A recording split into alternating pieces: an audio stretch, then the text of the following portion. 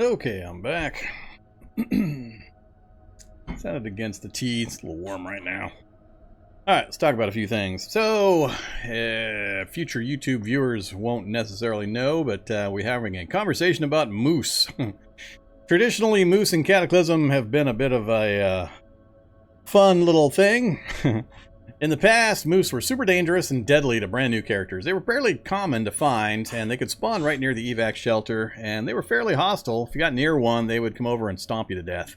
So it's kind of almost a mascot for Cataclysm, is the majestic moose. So there have been changes, and people still get advice about yelling to scare moose away, and that's no longer relevant, no longer true. So let me demonstrate. Here's us standing outside. Let's do a few things here. First, let's change the time. I want it to be 8 in the morning, please. Alright, and we're going to spawn a moose. Come here, Mr. Moose. Give me a moose. So there's the majestic moose. This has been the bane and death of many a fair adventurer through the years. Yeah, they're no longer hostile. So I can move around the moose. I can move anywhere I want. Hey, moose. Whoops. Tried to hit him, but I didn't manage it, so yay. But yeah, he's never going to go hostile. Moose now, after the changes, are only hostile during their mating season, which is autumn.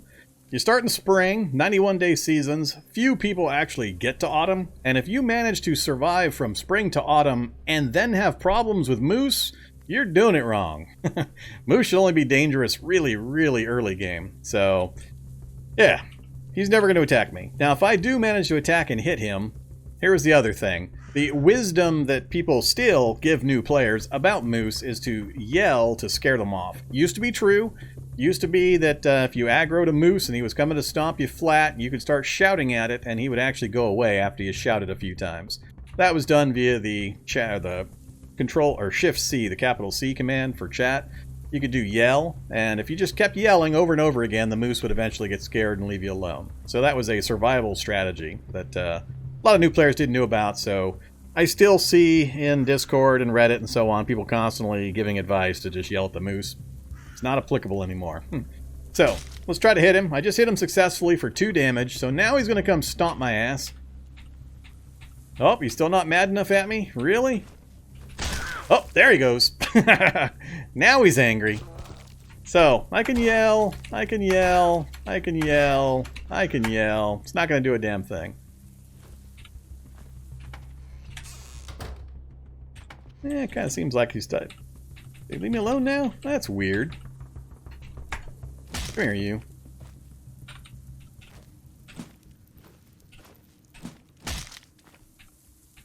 Huh. I'm not sure why he's behaving the way he is now. I'm hitting him constantly and he's just leaving me alone. I think something else weird is going on. Shouldn't be an issue anyway, though. So, moose do not auto-aggro. You have to actually attack them. And if they stomp you flat, then you deserve it. So, there you go. As far as I know, yelling has been removed from scaring those kinds of things. I can't say 100%, so somebody might come along and correct me on that, but I don't believe that's the case any longer. Alright. So let's do this. I think it's time to leave this guy. Yeah, let's leave this. Let me think here. Yeah, let's leave this guy. So we're gonna quit out of here. Whoops. World resets. Yes. New game presets.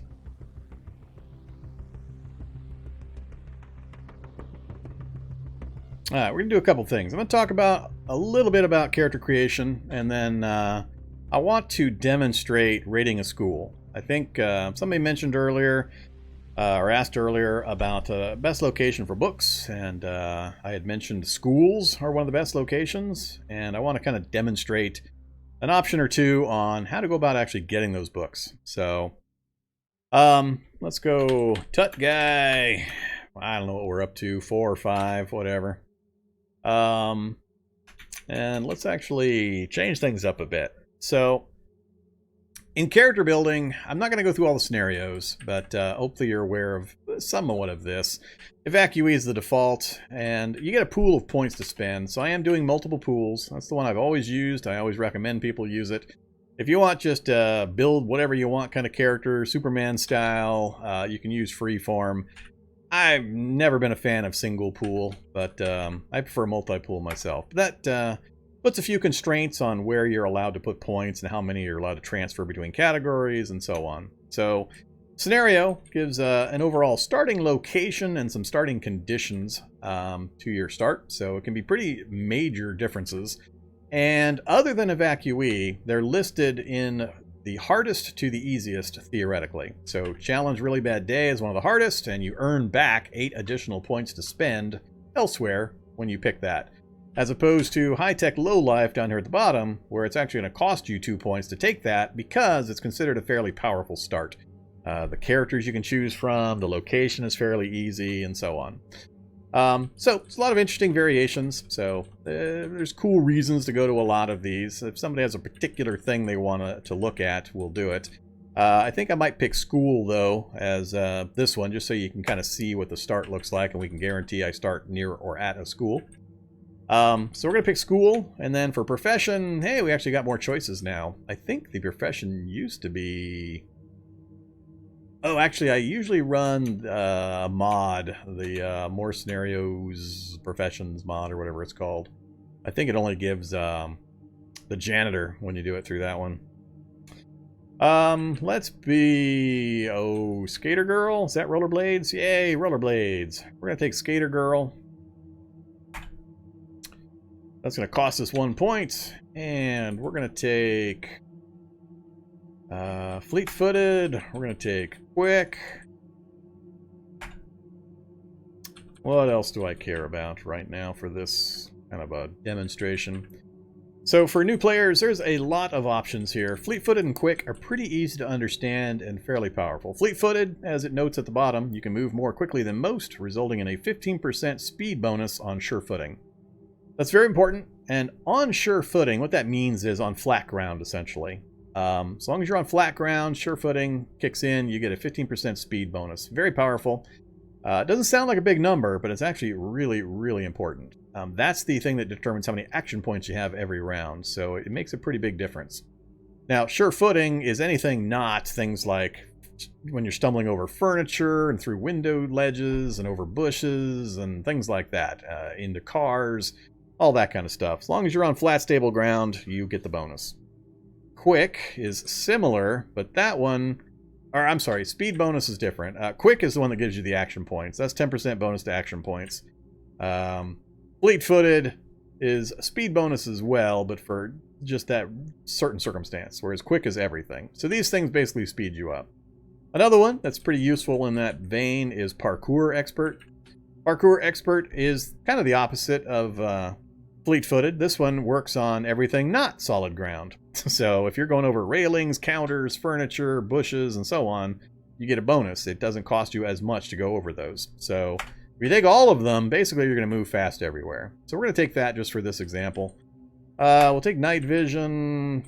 Again, that adds 2 spaces to the amount that you can see at night. 2 additional spaces beyond what your perception is. A lot of the rest of these are very fun, very cool for various reasons, and you'll find good reasons to use them in your various playthroughs. There are negative traits, of course. I don't think I'm going to take any this turn or this round. Stats, we'll just bump up perception 1 point again for the night vision bonus, and we'll leave everything else the same. And I don't care about skills right now either. Yeah, let's leave that alone. And I guess we are on Tutorial Girl this time. Okay, another thing some people don't know is when you have finished creating a character, if you note down here, it says press exclamation point to save a template. So if you know you're going to play a particular character and you might die a few times and you want to keep trying with the same one, you can either save it as a template and then pick it during your start new game options, or there's a way of saying use last character created. That'll do the same thing essentially. So that's an option. And then another thing you can do is you can choose a starting location. Now, not all scenarios allow this, but it says here, press / to select a location. So if the scenario has multiple options, you can press that and it'll list them and you can pick one. So sometimes you'll have choices like a house versus a store, or I don't know, there's lots of choices. It all depends on the scenario and how it was designed and what they consider valid choices. So take advantage of that. That's another option that can sometimes be pretty important. So I think that's all I care about for the moment. So this is going to start us in school with a roller girl. So let's see. Oops, too many points allocated. All right, we got to give some points back. Let's take... What can we take? Let's take... What could be fun but not too annoying? Let's take Slow Healer. Yeah. We'll take Slow Healer. Is that enough? Nope, that's only 2 points. One more. Let's also take... Not Nearsighted. Pacifist. That's always fun. Genetic Downward Spiral. That's a little more complicated than I want to explain right now. We'll take Asthmatic. That'll give us plenty of points. Nope. Alright, so there we go. We are Tutorial Girl. Pretty base stats. 1 extra point of perception for night vision. There's the traits we took. We're asthmatic, which means we're occasionally going to have an asthma attack. We have an inhaler that we start with. So it'll be fairly non-issue, but if you're playing for real, for long term, you'd want to make sure you add additional inhalers and or oxygen tanks to take care of you when you have an asthma attack. Otherwise, you have some pretty serious negatives to deal with. Slow Healer just means we're going to heal slower than regular characters, which is fun. And positive side, night vision, fleet foot, quick parkour. So we're going to be a movement beast. You'll see why when I get into the game here. This is kind of a quick and dirty character we put together with a few negatives and some positive traits, and I'll show you why this is surprisingly powerful. So we've got extra points to spend. I don't care. We're going to jump right in. Put us into the computer lab. Cool. Okay. Consider showing how to fight? Yeah, I'm going to do a combat one. We'll do a combat detail here in just a bit. I want to show, I kind of did show a lot of movement stuff earlier, but this is kind of a min-max version of the movement abilities that I wanted to kind of showcase so people could see just what you can do. After this, I'll do more of a combat-focused build, and we'll actually do some fighting. So, people have suggestions or questions, post them in chat. I'll try to keep track of them. You might have to remind me when I ask. So you may have to type it a few times. If I start yakking for half an hour at a time trying to explain everything, I'll lose track of the chat. All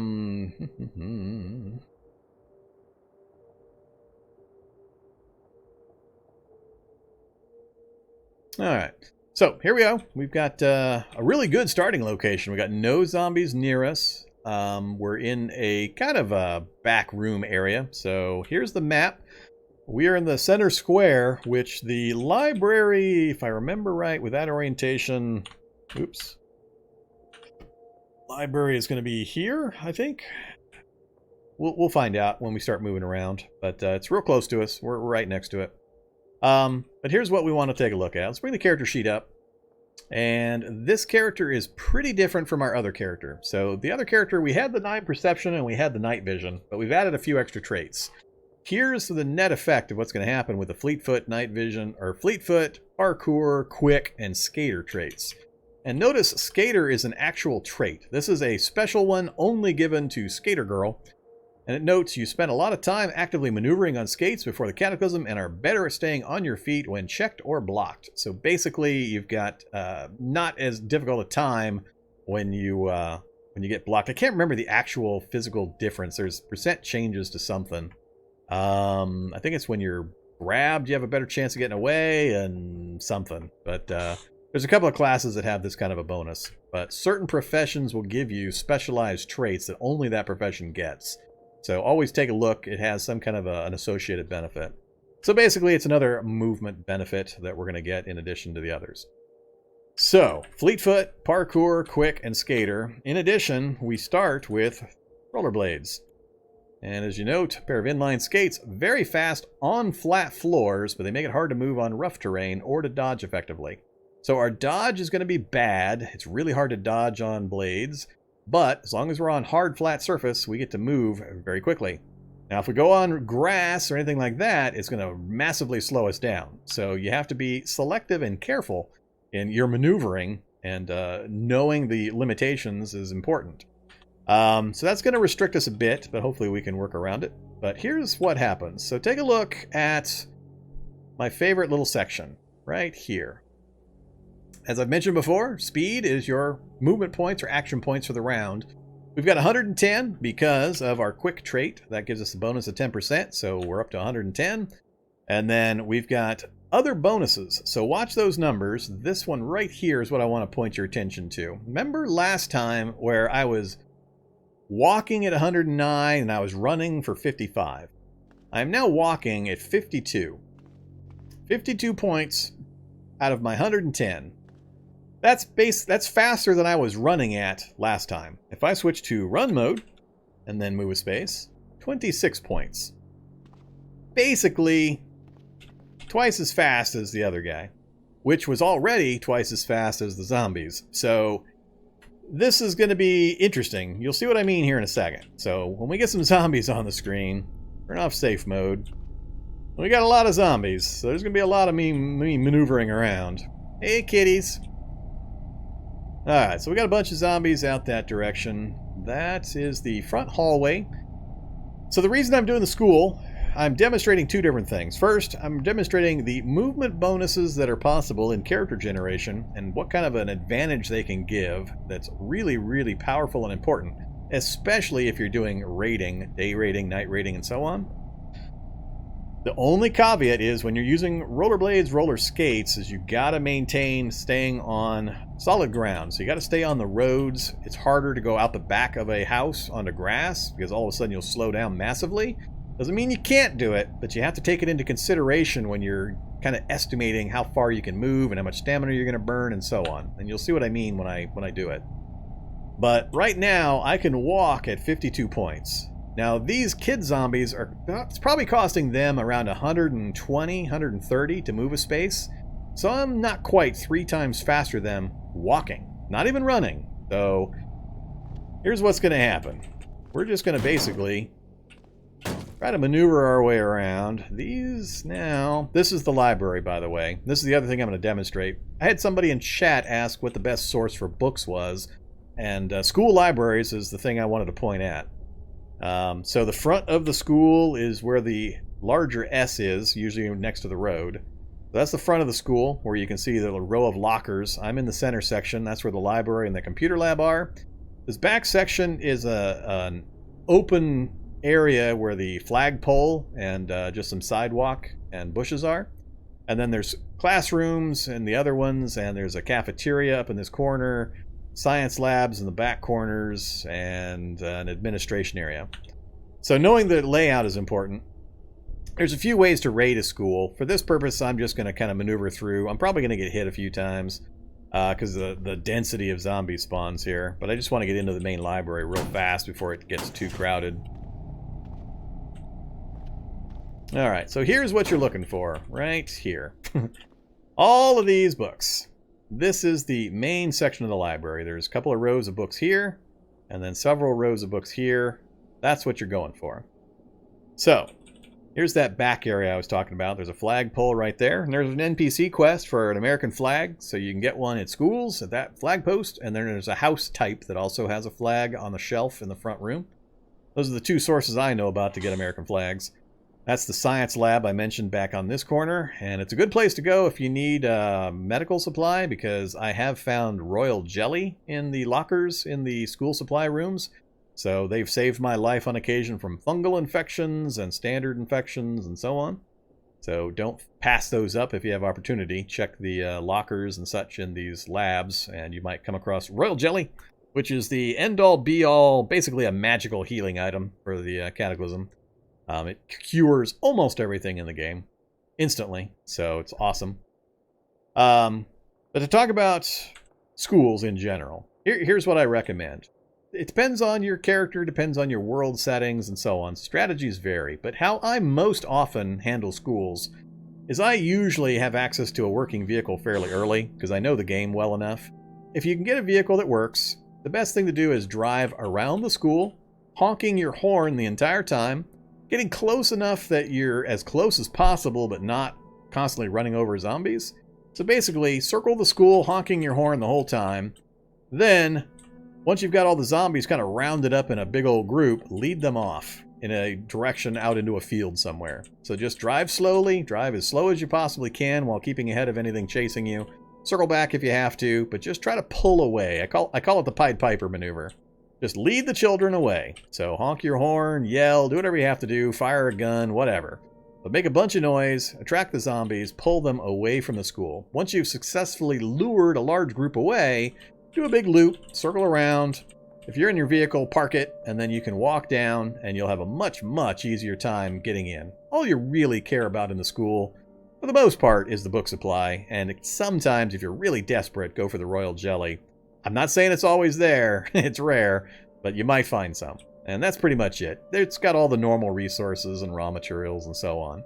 But 99% of the time, if you're going into a school, this is what you're after. Here's the list of books. Advanced Economics, Knife Fighters book, Wrestling book, Marksmanship book, Under the Hood for Mechanics, The Handler's Helpers for Fabrication, First Aid book, History of Firefighting is a high-level fab book that's awesome. That'll take you level 7 to level 9 fabrication really, really quickly. It reads really fast compared to other books. Internal Combustion Fundamentals is another good fab book. Autobiography of a Mountain Man is survival and a whole bunch of really useful recipes. And that's just what I can see from where I'm standing currently. I can't see a number of the other shelves, and I can't see most of this section currently. Pretty much every book in the game could be available here. So there's Crafting for Beginners. There's Robots for Fun and Profit. That's one of the books almost everybody's always looking for. That's what'll build the control laptop so you can hack and take over robotic type enemies, sentry bots and chicken walkers and all that fun stuff. So that's a high level book. What else new showed up? Biodiesel is another really good higher level book. Pitching improves your throwing. There's a cookbook. So, as you can see, all in one spot. Big old pile of books. Looking on a budget. Friendly Humane Fashion is a tailoring book. Gun Owner's Handbook. Home Brewer's Bible. Everybody wants that. Alright, so there you go. So here's an example of the movement issues. So if I try to go out this window, wait till I get on the grass. So when I step onto the grass, watch this number here. That's 85 points running. If I switch to walking and I move to this space right here, watch how many points it's going to cost me, because I'm on rollerblades. 147. Normally, with standard shoes and my stats and my current traits and so on, that would have cost maybe 110. So you can see it's a substantial increase in your movement points when you're not on a terrain type is beneficial to your footwear. So rollerblades, not good on grass. Don't try to do it on grass, especially don't try to do it over bushes and so on. If I go ahead and move back up, we'll get back in here. Back to walking around. You can kind of see just how ridiculously easy it is to maneuver when I'm not getting completely surrounded.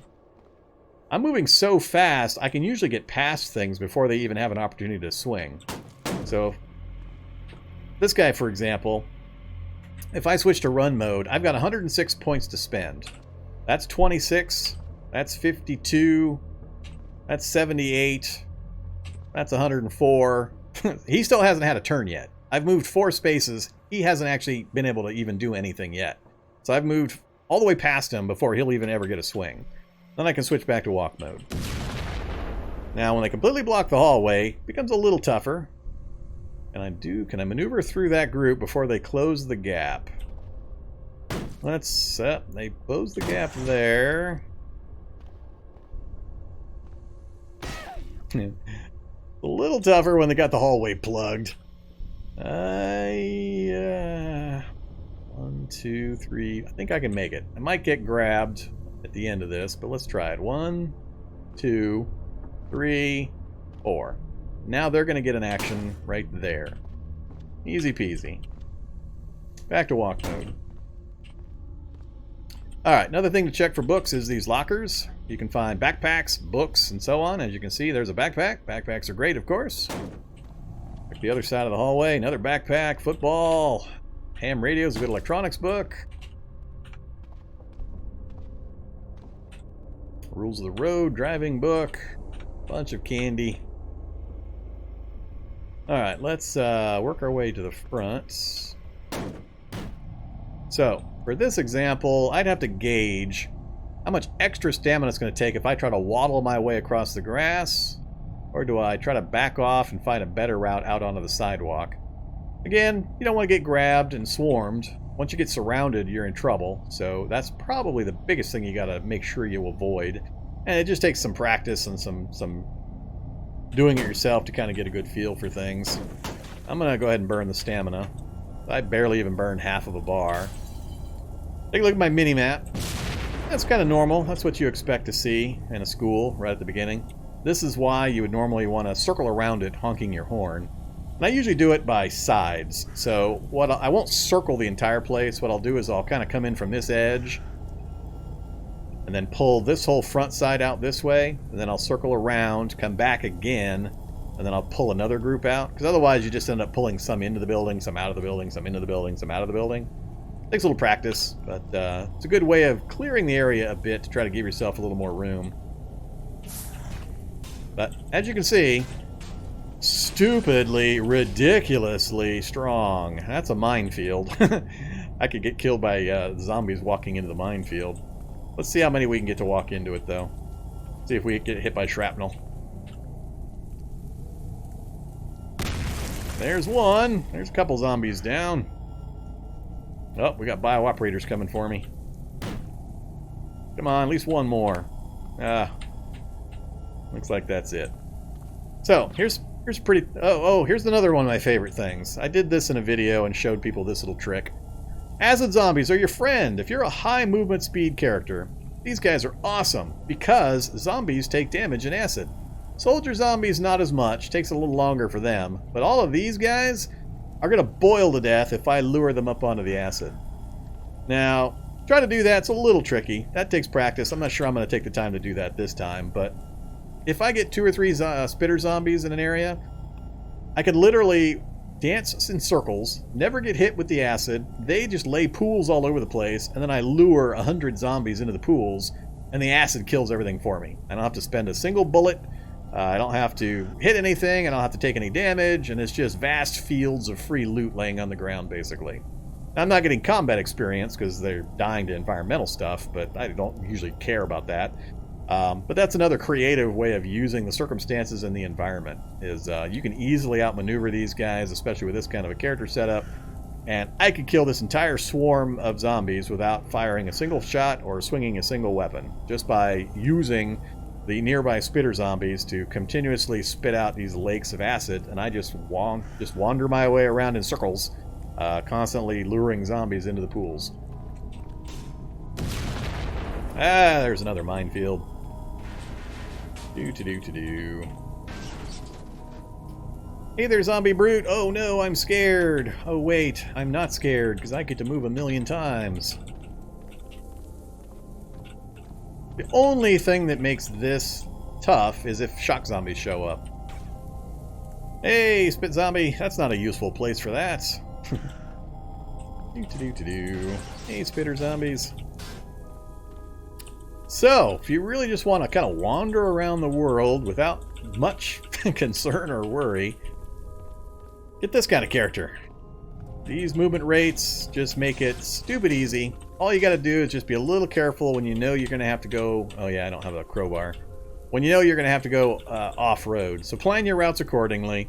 Make sure you know whether you've got the back doors or not and all that kind of good stuff. And that'll kind of take care of it. Let's just... Where did you spit that? Under the vehicle? Completely? Again, spitter zombie, that's not helpful. We'll go ahead and run back down through... Oh, there's another one. Cool, we got 2 spitters. Alright, so if I yell to get the attention of those shady zombies, they're going to walk right into the acid. Now you also have to time when he's going to spit again. You got to be far enough away or in the direction you want to be when you know he's going to let loose again, to maximize the value. And occasionally you'll guess wrong and you'll get some acid on you. There he goes again. So I got a pretty good line of acid, and there's one of the shadies died right there. We'll go ahead and bring these guys down this way, onto this side. There's another shady dead.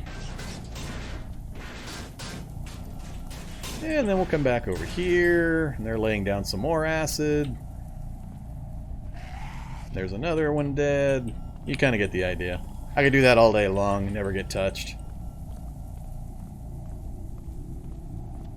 But again, this is only possible because I have not yet seen a shock zombie. Shock zombie ruins this kind of a setup, so unless you're immune to the shocks through a dielectric capacitance system, CBM, a bionic module.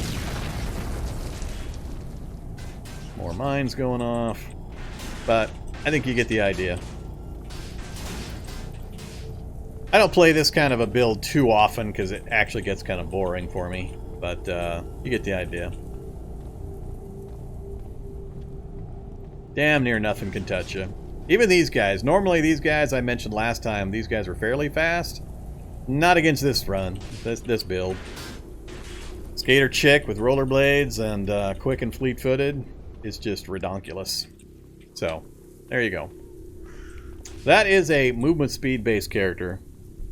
Now typically, if I were to do this, I would, after the initial survival stage, I would be carrying around a pair of boots with me, and then swap out if I knew I had to go a long distance over ground. I would run into a house, duck into the back room, swap my boots out or the rollerblades out for some boots, then jump out the back window, run across the field or wherever I needed to on the rough ground, and then swap back to my rollerblades again. So, just depends on how far you have to go and how much stamina you think you're going to burn and all that, which just kind of takes time and practice.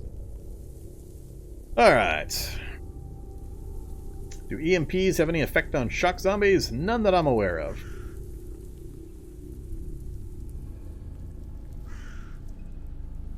You can only choose one. Should I take fleet-footed or quick? Kind of hard to answer that, only because it depends on a lot of other circumstances and what kind of character build you're doing and what your plans are.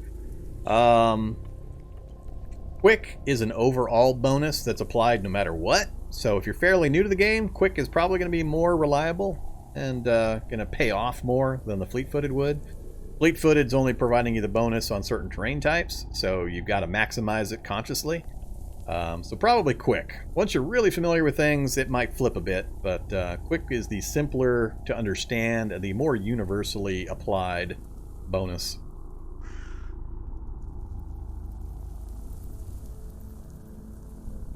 Alright. Any other questions? Anybody want to know anything else about the school? That pretty well covers the school. You got that little back hallway area that's open. That's usually the way I approach, honestly, when I do the car method. When I clear the school somewhat with the car, I'd usually try to approach from that back area there. But it just depends. There's a lot of variations, a lot of possibilities. Obviously, this character can just walk through town at will with no problems. Any shock zombies I see, I would just turn around and avoid. I'm willing to take occasional shocks. I'll trade my hit point bar for certain loot or to get by a zombie. So I don't shy away from them necessarily. It just kind of depends on what my plans and my destination are. What else did I want to talk about?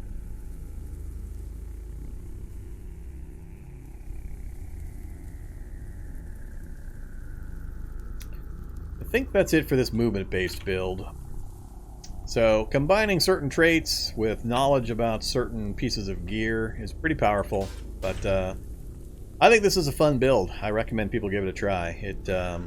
You kind of get dependent on it, so don't do it too often, because it'll skew your feeling for the movement of the zombies, especially if you're somewhat new to the game.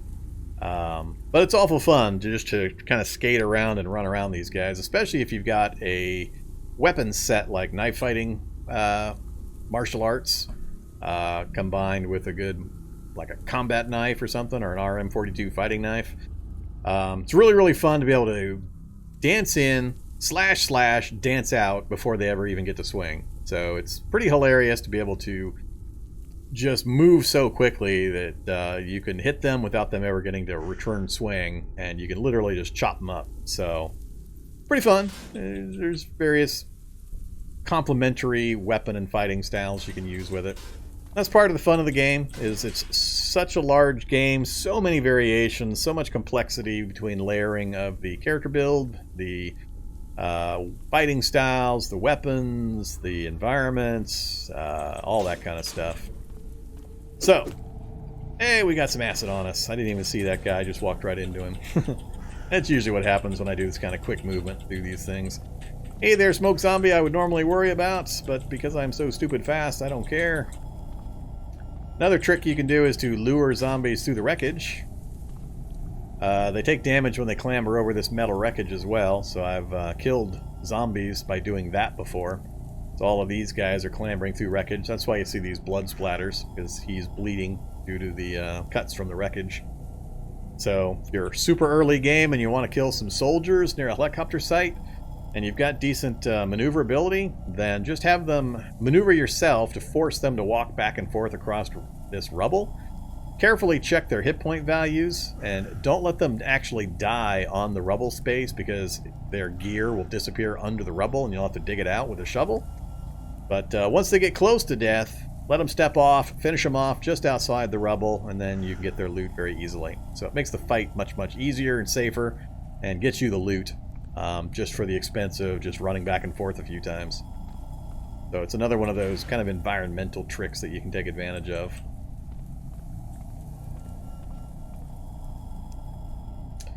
Okay, let's chat about...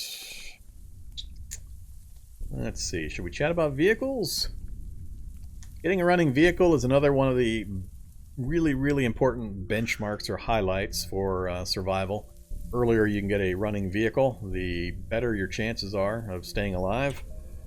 We can talk about that. What else did I want to chat about?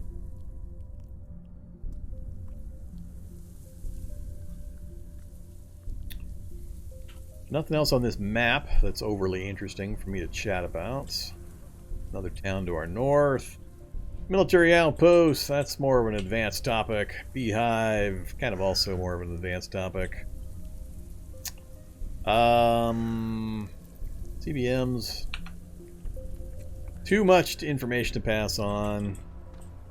Trying to keep everything more to an early game. Things people might want to know about. Hey, we got blinded. Good shot, Boomer.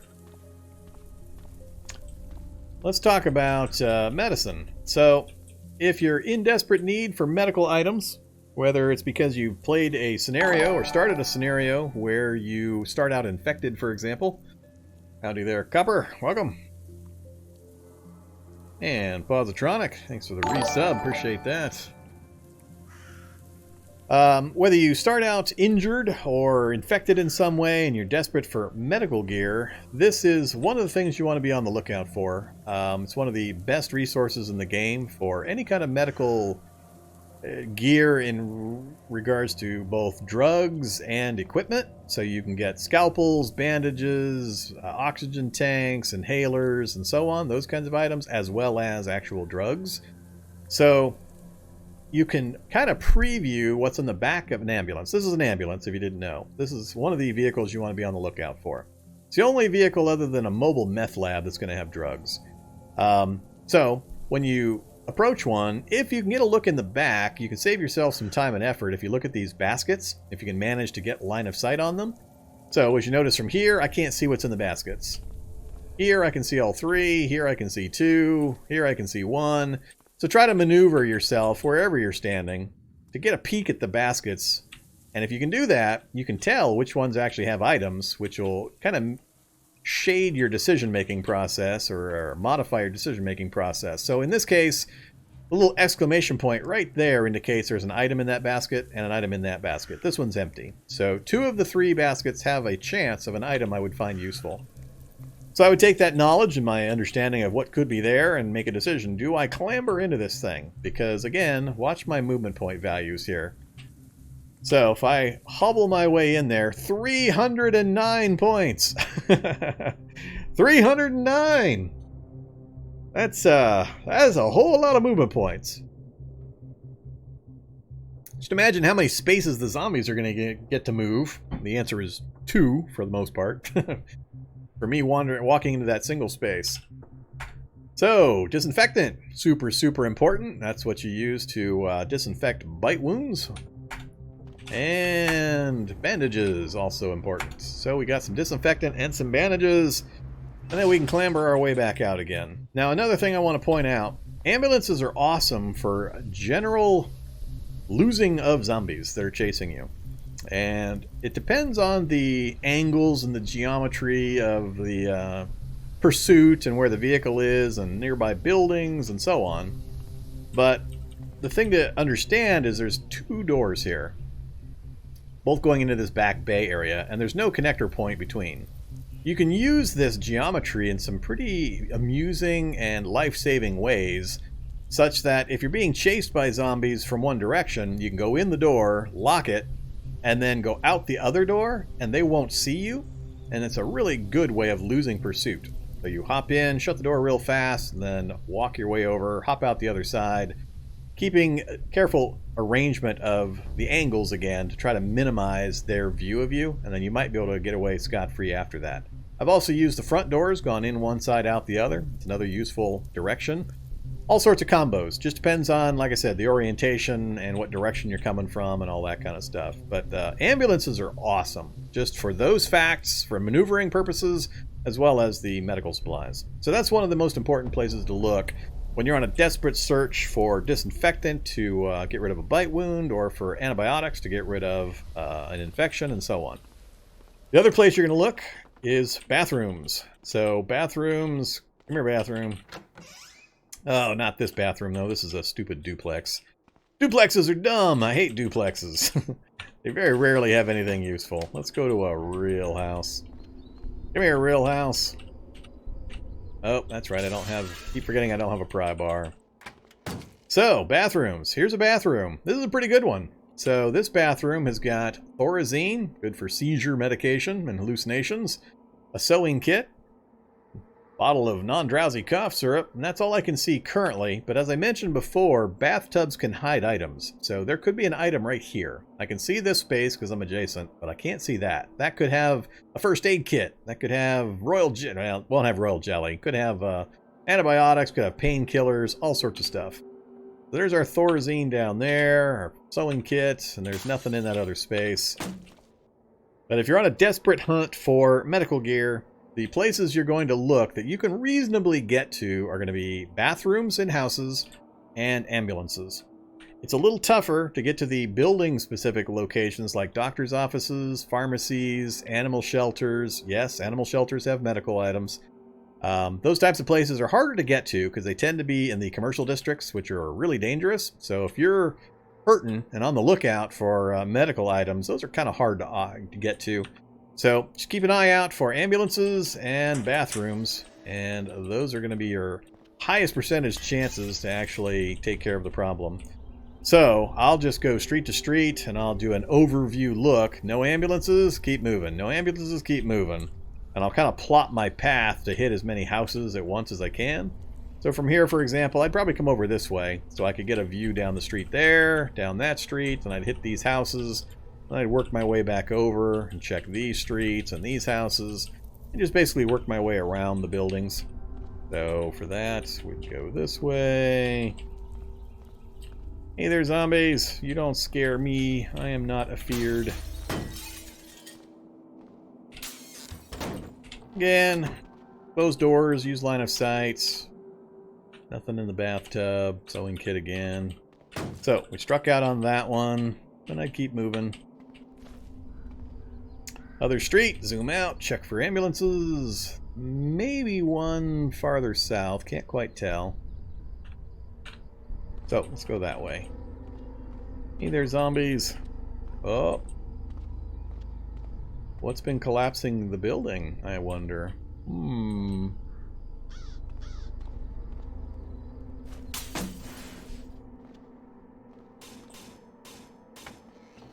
And you learn the layouts of the buildings. So, for example, that sink there, it's got an oxygen tank. That can also be used to help with an asthma attack, by the way. If you are out of inhaler charges.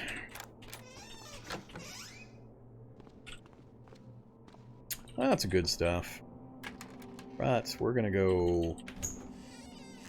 I'm going to go out this way. And smash our way back into here. This is probably the bathroom, yep. So, more cough syrup. Unfortunately, that was it.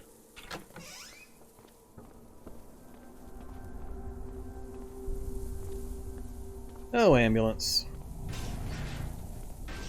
Hey, there's the Feral Hunter buddy. Hey there, Mr. Feral Hunter. So, he's able to just keep up with me when I'm... Well, maybe not. I'm still faster than him even walking. I'll eventually lose him if I keep moving in one direction. So even he has been removed from the dangerous list with the speed that we're moving at.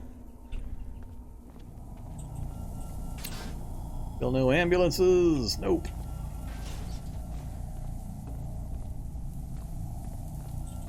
There's the ambulance. It's a wreck, but it's got stuff in the baskets, so it counts. So be on the lookout for that. But watch how far those zombies get that are chasing me as I try to clamber into this thing. Yep, he's already right on top of me. Hey, some adrenaline. Adrenaline's awesome. And a thermometer. Less useful, less rare than it used to be. Do. Skeletal Juggernaut. Hey there, Skeletal Juggernaut. You want to whack? You want to kill this Feral Hunter for me? I don't think I can quite arrange this. Sometimes I can arrange the distances so that the Skeletal Juggernaut will kill the Feral Hunter for me. Because, yeah, see, he's got this reach attack. He reached right across those spaces and hit me from there. If there's any zombies between you and him, he'll hit the zombies as well. So if you can time it right, you can actually have him kill the zombies for you. It's another one of those tricky environmental maneuvering specialty things that I amuse myself figuring out how to do. So like right here, if I stand here, now the lineup's not quite right. Stupid Feral Hunter.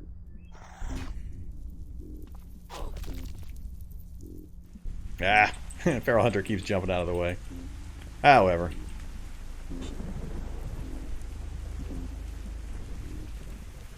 Okay. I think that's enough example for that guy, or that girl, as the case may be.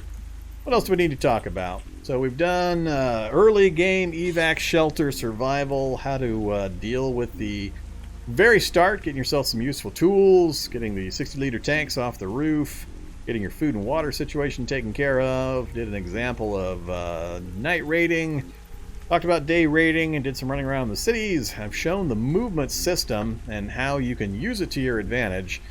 I maintain that this section here is more important than this section here. So don't get too hung up about this. This is what you need to pay attention to, because this is what will kill you. Know how to monitor that speed. Again, why am I at 90 speed now? Well, that's because I've got 10% down from pain and 8% from cold. I've got a cold head, cold mouth, cold legs. That's adding up, and that's slowing me down quite a bit. These two are offsetting, and then I've got the pain hitting me. So knowing that system's critical. Any strategies for brutes, hulks, jugs with melee only?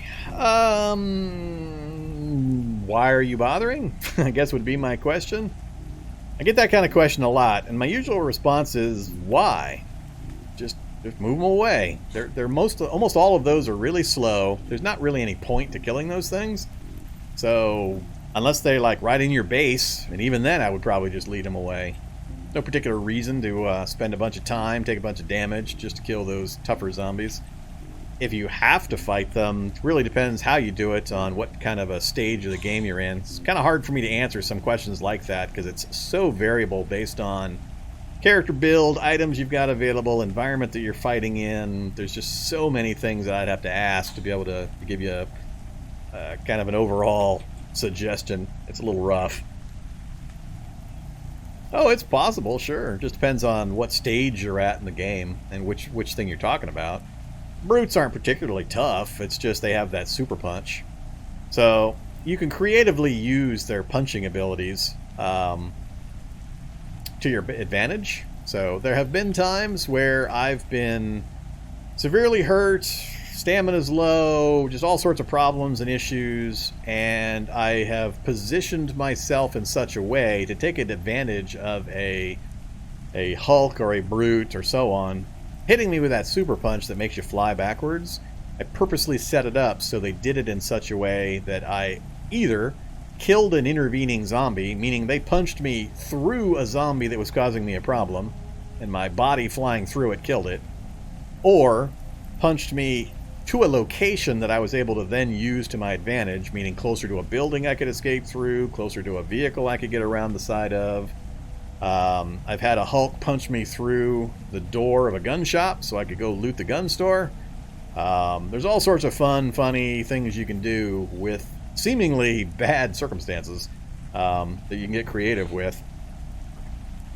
So that's what I mean by take a breath, zoom out, take a look at your environment, figure out what's dangerous to you and how you can avoid it or use it to your advantage. But fighting in Cataclysm in the early game is not the point. Fighting's fun, fighting's awesome, it's a tactical fighting combat game, that's all great.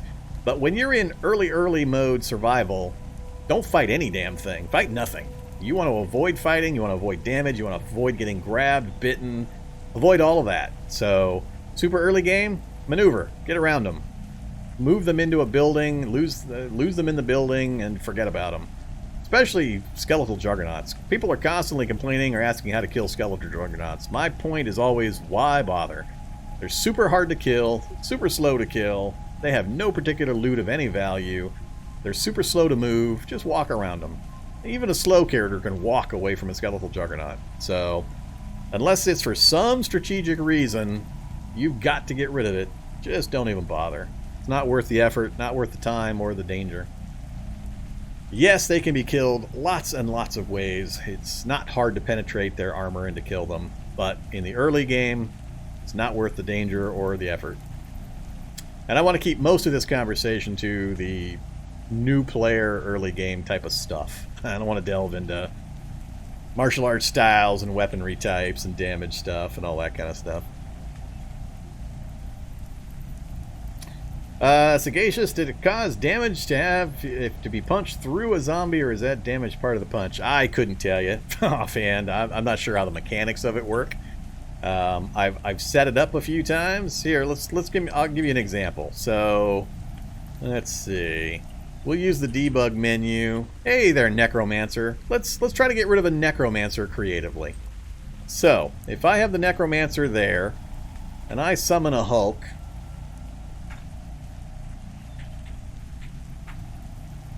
I don't want a Kevlar Hulk. Hey there, Hulk. So, Mr. Hulk, when I pass a turn, is going to punch me. I'm on a direct line to the Necromancer. Now, this doesn't always work, so I'm trying to remember. I remember one time where it moved me and then just stopped me next to the zombie. So I don't know if something's changed. Let's see if this still works, though. And it might depend on the toughness of the creature. He might be too tough. Necromancer might be too much. But let's see what happens when I just pass a turn. Let's see. He did not super punch me, and the stupid Necromancer changed position. That's not helpful, Necromancer. I need to actually fly back, but the positioning is bad now. Let's see. Can I arrange this again? Oh, now we're going to get poisoned. Now the Hunter's here. Now the Necromancer's repositioned. It can be a tricky thing to attempt.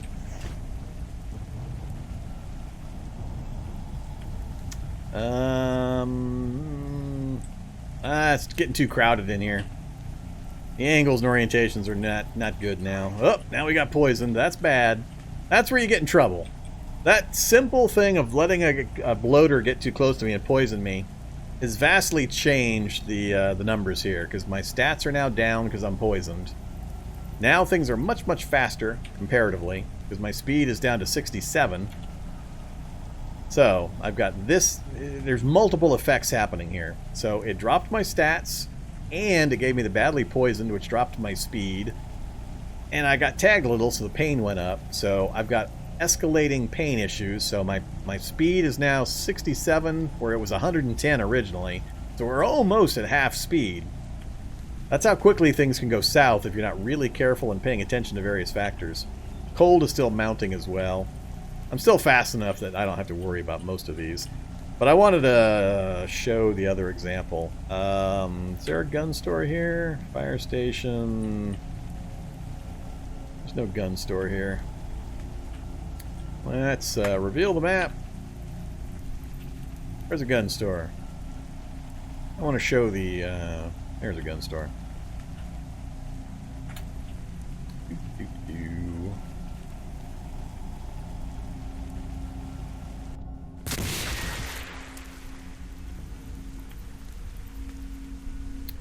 Alright, let's see if we can use the alternate method. It's been a while since I did this one also.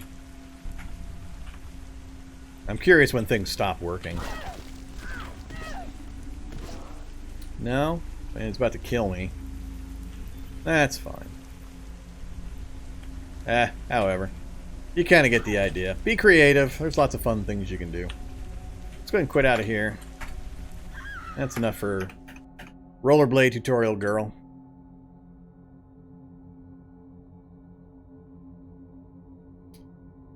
Seems like poor judgment. Hey there, Sir Pasco. Welcome to the new player-friendly Vorm answers questions and demonstrates and explains how to survive the early game. Yeah, he wasn't doing a super punch. I don't know why. Sometimes I can't get him to do it, so not a super big deal. Alright, what do we want to talk about next? I don't want to go through scenarios. I'm not going to go into detailed character gen. Soul Man's looking for the fighting demo. What kind of fighting information are you looking for? Can you narrow it down a bit for me?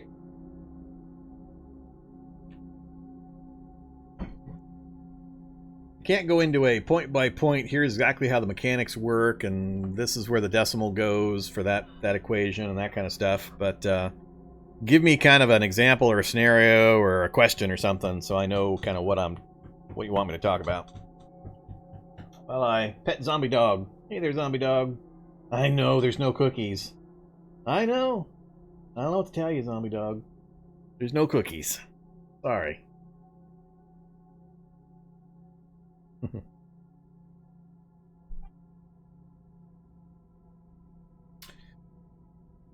How do you handle starting off with characters who have traits like carnivore and vegetarian, not the intolerance? Well, fairly obvious. If you're carnivore, go get meat. I mean, there's no real strategy to it short of understanding where you can get large supplies of meat. Off the top of my head, what I usually look for when I end up going carnivore, and it depends a lot on when you acquire it. If you start the game with it, there's a few things you can do that'll start you with carnivore. It's getting a bit away from kind of new player info, but carnivore, I'll check my environment mostly for beehives and anthills. Beehives and anthills are awesome. Secondarily, spider basements. Spider basements are an awesome supply of meat. You just kill only what you need at a time. Just kill a few spiders, haul them behind the door to butcher them, or haul them upstairs to butcher them, and then go get more as you need to.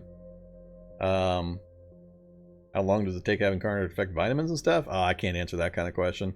That's the kind of nitpicky, behind-the-scenes, mechanical timing stuff I don't have any clue about. I don't code dive, so a lot of my information is more experiential than direct knowledge of how the code works.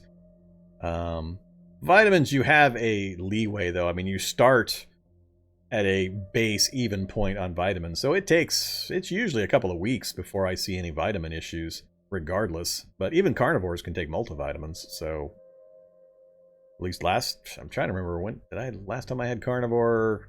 Yeah, I was eating smoked meat and multivitamins, so multivitamins solve almost all the problems, but you got to also understand that my knowledge of any of the food related stuff is questionable due to how many changes have been occurring recently and the speed of those changes, so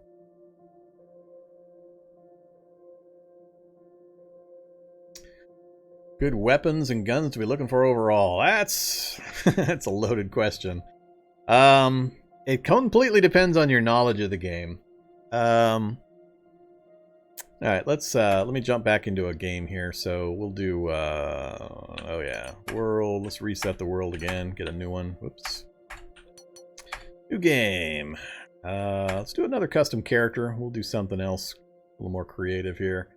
Let's do a combat-focused character right off of a scenario. Let's pick... Let's do the helicopter scenario. That'll give us... Actually... no, let's do... Yeah, helicopter crash or the FEMA camp. Helicopter crash. And let's pick Bionic Soldier or Sniper. Let's go with... I've got the rifle and the combat knife. Yeah, let's go with the Bionic Soldier. So this is a very advanced character class. You spend a lot of points to purchase it. It's a high power class, makes the game much, much easier, especially for a new player. That's going to be a lot more forgiving because you're going to start with a full loadout of tactical gear and clothing for a soldier, a decent starting setup of skills, as well as, for this particular profession, it's a bionic soldier, so you get all of these tasty, tasty bionics, which I may or may not get into. That's kind of advanced for a brand new player type of info that I'm trying to get across. But it's got a rifle and it's got a combat knife, so we'll kind of talk about those and kind of go over some of the options. No traits, not going to worry about traits, not worried about stats. Nah, let's just keep everything default again. We'll go back to Tut Guy, Tutorial Guy. I think we're up to 6. Alright, ooh, helicopter crash. We have a right leg that is bleeding. And we start with bandages or not? We do not start with bandages. Oh noes. We're gonna bleed to death. Alright, blood loss. Alright, disassemble. No, you're not gonna let me do that. Alright, take off boxer shorts. Disassemble. No. Ah. Didn't get a rag. I'd rather not do my pants. Socks are probably not going to do anything. Maybe I'll get one out of the ski mask. Nope. Yeah, well, maybe we'll bleed to death, maybe we won't. Not a lot we can do about it. I don't want to cut up any of my other gear. So, we'll see if it goes away or not. Anything else in the helicopter? No. Alright, bleeding stopped. We're good. So, let's take a look at our map. Yeah. Bad. Got an evac shelter right there. Pretty lucky to have an evac shelter in that kind of a location off of a helicopter crash start. Got a nice forest and swamp. Both really close, so you've got all the benefits thereof. Houses right around the corner, connecting to what looks to be probably a good-sized city with a lot of houses tucked up against the forest. That makes approach really, really easy. So you could kind of work your way back into the forest and then come down through the forest into the houses without attracting too much attention even during the daylight hours. So that would be my approach path were I forced to do day raiding. Given the normal start with an evac shelter, I usually end up spending the daylight hours getting all my initial crafting done of my tools and my survival gear, and then I just wait for night, and then I do the night raiding. That's my habit. So, we've already got the buildings down south of me. So let's talk about weapons. So, we've got a pretty powerful character here. Here's the Bionic Soldier. Stats are pretty bad because we're in severe pain, and I don't have any meds. We do have some variations of important bionics here. Taste modifier? What the hell's a taste modifier?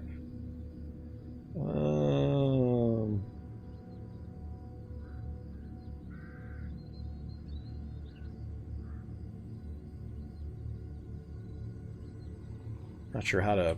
I don't think I can extend that description to see it on this screen. It's interesting. So we've got some pretty important compact bionic modules. They're called CBMs. I'm not going to get into a big conversation about CBMs tonight, I don't think.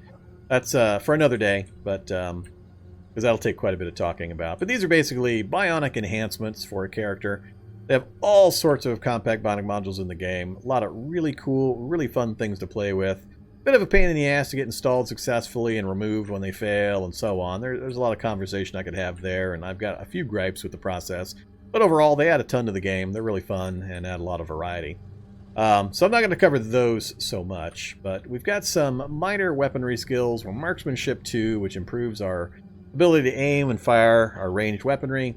Melee of 2, which is a general bonus to melee combat. We're no dodging skill. Piercing weapons of 1, rifles of 1. So piercing 1, rifles of 1 is what our weaponry is about. So this guy comes with an RM51 combat assault rifle. That's a futuristic assault rifle. And then we also have a combat knife in a sheath. So we can activate the combat knife, and that pops it into our hand here. And you can see it right there, combat knife. This guy does not have the CQB or anything like that, so we have no specialized combat systems that we can activate. Some cybernetic modules give you special combat bonuses you can activate. We don't have that. But we can use the knife, combat knife. We bring up the information on it. Here are the stats, and the important things to know about weaponry. There's a number of them. It's a bit of a complex topic, and I'm going to try to cover some of the basics to kind of keep an eye on so new players can try to kind of evaluate their options. Now, combat knife is something that's kind of a mid-game item. You can find them on soldiers pretty commonly. They can't be crafted, but they're all over the game world on soldier bodies.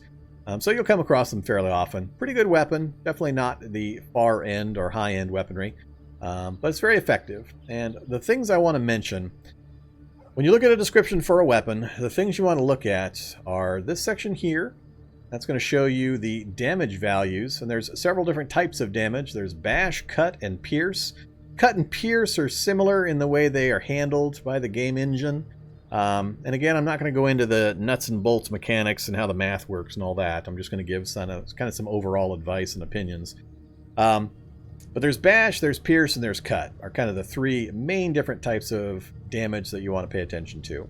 There's a to-hit bonus number, which is very important. This actually has a larger than you would think effect on how combat is going to occur. Generally, you'll see numbers sometimes negative and up to a +3. It might be capped at -3 to +3. I'm not sure if there's anything lower than -3. I don't remember off the top of my head. But you want a high number. So +3 being the highest, and the higher the better. And like I said, give this a lot of weight. When you're trying to kind of compare weapons and equate them, this actually is pretty important. Going from a +1 to a +2 is a fairly good bonus to the abilities of the weapon.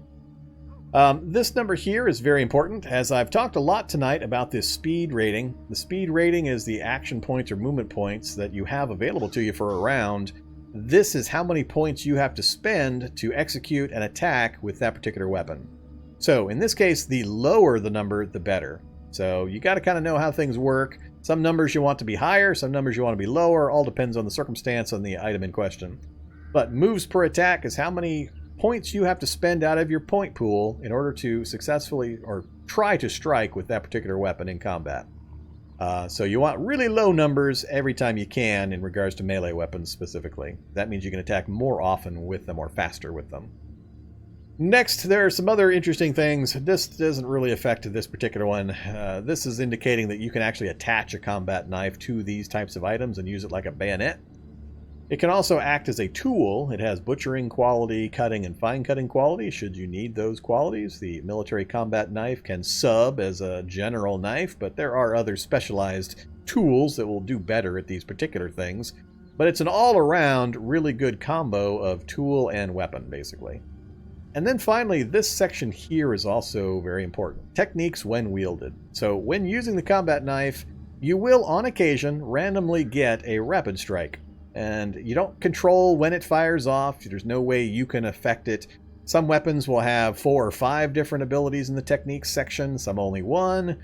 And this is where things get really, really hard to make direct comparisons. You could have an item that has 5 points more damage here and would seem to be a better deal, but it only has 1 ability, whereas a second item has 5 different special techniques that make it vastly superior to the item you're looking at, even though the numbers look less. So it gets a little tricky trying to make comparisons, and I always want to point out to newer players especially that there's a lot going on in the combat system, and understanding some of the basics will help, but don't get too hung up on certain values. Big number doesn't always mean better. And the example of this is the famous, infamous, my personal thing to kind of tease people about, the all pike. All pike looks great. It makes big numbers. You hit zombies pretty hard, but it's slow as crap. And you can strike with other weapons 2, 3, 4 times in the time it takes to swing an all pike once. So there are advantages and disadvantages all over the place, and it gets kind of complicated to make comparisons. So I wanna check something here. We're gonna wish for, let's do an RM42 fighting knife. This is kind of the high-end knife that's not cybernetic. About the best thing you can get in the game. So we're gonna do a comparison. If you do capital I, you can compare items. So we're gonna compare the fighting knife and the combat knife. And there we get a side-by-side comparison. So when it's doing this kind of a comparison, you'll notice the colors of the RM42 fighting knife, and I can't move my mouse on this screen. Oh, I guess I can now. Used to, you wouldn't be able to do this. If you look here, see Pierce is 20 and it's in green. Pierce is 18 and it's in red. It's showing you the colors based on which one's better. Now, better can, like I said, depend on whether the number is bigger or smaller. Better might be different. So in this case, moves per attack is better by being a lower number. So it's green, even though it's lower than 82. But the hit bonus is higher and green. That's what I mean by you got to know which directions are the important directions. So it's better to have a high number here, but a low number here. That's why it's green on both of these, because it is technically better in both ways. The fighting knife has got the +2 to hit bonus versus the +1, and it only takes 80 moves to attack versus 82. So it's better across the board in that way. It's got a higher pierce value and a better bonus and less moves per attack, so it's definitively better in that regard. As we move down, the center section here is the same. As a tool, they're equivalent. But then notice here, in addition, it also has rapid strike and then blocking of medium ability, whereas we only have rapid strike over here. So not only is it better in the base stats, it gained an additional technique. So this is an obvious comparison. There's no doubt whatsoever, if you've got an RM42 fighting knife, you should use it over a combat knife. And you can ditch that or use it however you want elsewhere. Now there are other interesting, important things to know that get a little more nitpicky when you're looking at this screen, but can actually affect my choices when I'm making decisions on what I'm going to use. Things like, right here, does this conduct electricity? This item does not conduct electricity. This item does conduct electricity, hence red versus green. Not conducting electricity is important. This means I can stab a shocker zombie with this and not take instant shock damage every time I stab it. If I try to stab a shock zombie 4 times with a combat knife in a round, it's going to be stab, ow, I shocked myself, stab, ow, I shocked myself, stab, ow, I shocked myself. You kind of get the idea. So that little information there can actually be really, really important when making weapon decisions. So this is where I say it gets a little hard to make direct comparisons. When people ask me, is this weapon better than that weapon? Depending on what? Depending on where you're at, what you're fighting, when you're fighting, what your combat abilities are. There's just so many variations on every possible answer. It makes it a little tough. This one's easy. RM42, 100% of the time over a combat knife. No contest, no question. It's a lot murkier when you're comparing less similar items and trying to make a decision. Another thing is what can it be stored in? So these are fairly equivalent. Looks like this can also fit in an ankle sheath where this can't. So the fighting knife's probably a little bit larger, 0.75 volume versus 0.5 volume. That's why. Combat knife is smaller, so it actually fits in an ankle sheath where an RM42 fighting knife will not.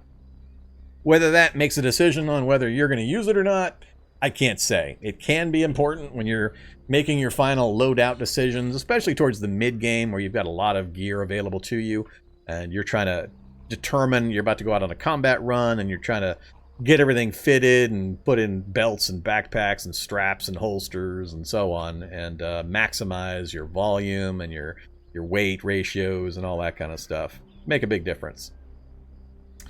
So that's a good comparison right there. Really basic, really straightforward. Now, trying to think of, let's compare the RM51 assault rifle with... Actually, let's just look at the rifle first. Rifles, this gets a lot more complicated when we start talking about guns, but let's cover some of the basics. So, it's got some additional sections of information, and This information up here, be careful. This does not mean anything that you're going to find useful. This means that if you took an RM-51 assault rifle that you had in your hands and you basically butt-stroked a zombie, you smashed it across the zombie's head, these are the values that it would be used in that circumstance. These are not the values when you're shooting something. This is just if you use it as a blunt weapon to try to strike something. That's what the numbers would be used for that purpose. Guns are tough, especially in the early game. My typical warning for new players wanting to play with guns, don't do it. Just don't do it. Don't go there. You're going to get yourself killed. The reason for that is that guns, while fun and interesting and possibly useful in saving your life, generally will get you into more trouble than they save you from. So what I mean by that is when you fire a weapon, big bang goes off, huge amount of noise is generated, and everything in range of that noise is going to go, hey, food, lunch, let's go over there.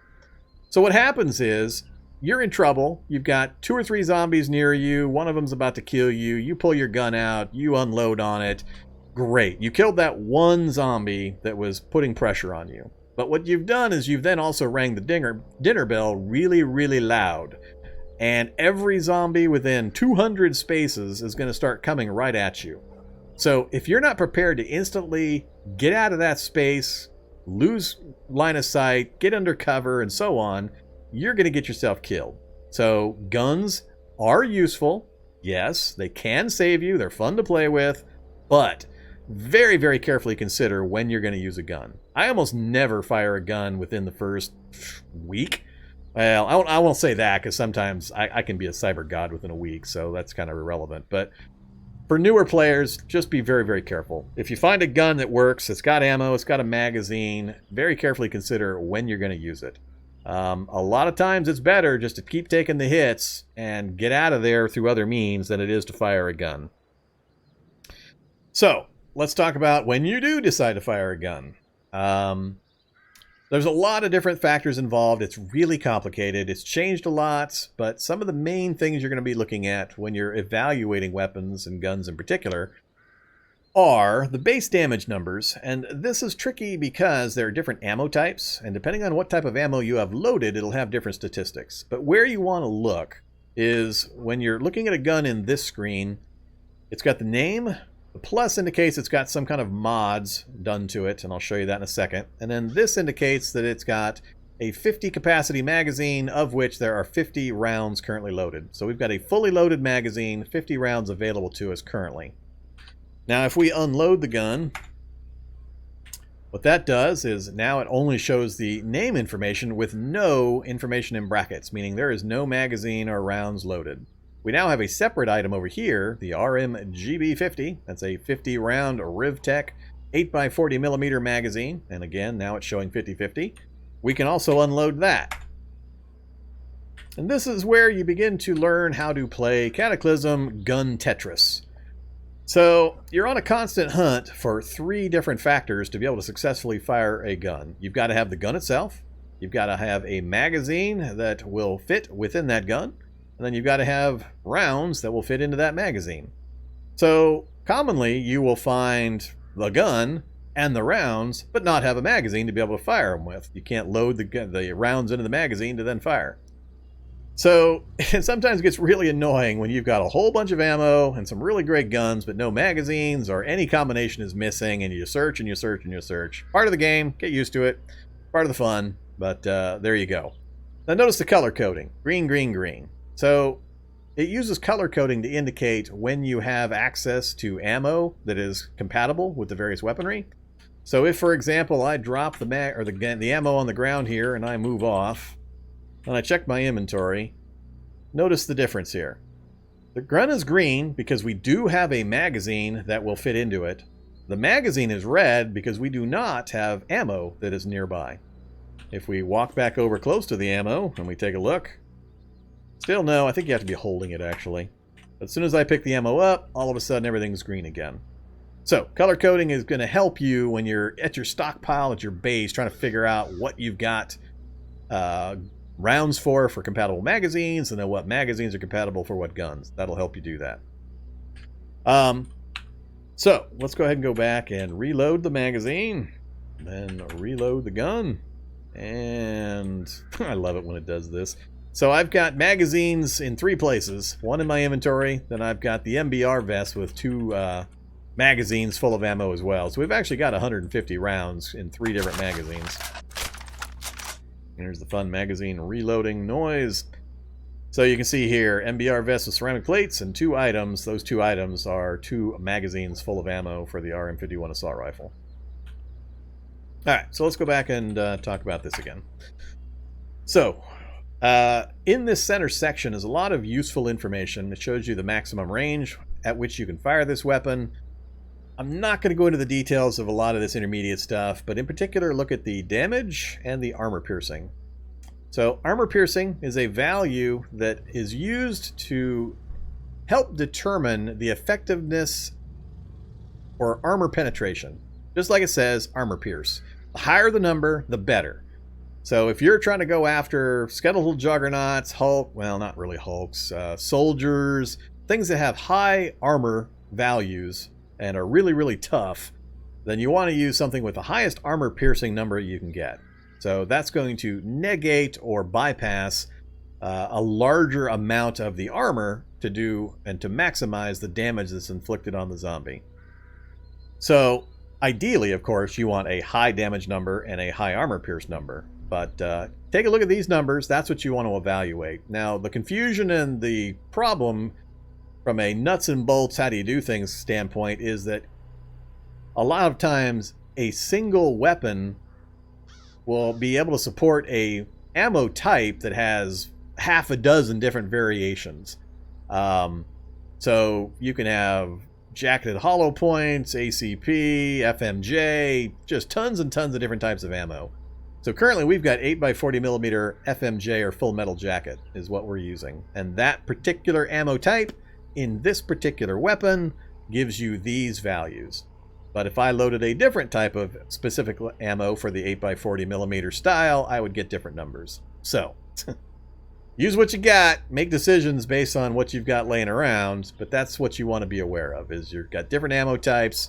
You could have 2 identical assault rifles with different types of ammo. You could then compare them side by side to be able to see the exact numbers. It's a bit of a hassle for me to try to load, unload, load, unload, load, unload, and remember the numbers, so I'm not going to bother.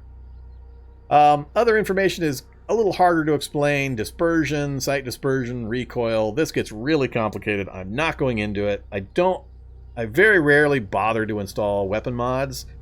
That whole frickin' process is some 6th dimensional voodoo magic process held together by Triffid hearts and baling wire. I don't know. It's really goofy. Conflicting information. There's experts all over the Discord forums and Reddit and so on that'll be happy to explain it to you. Sometimes they'll be right. Usually they'll be wrong. It'll be old info. It'll be future info that is warped back through time. It's crazy. It's really, really hard to get good information.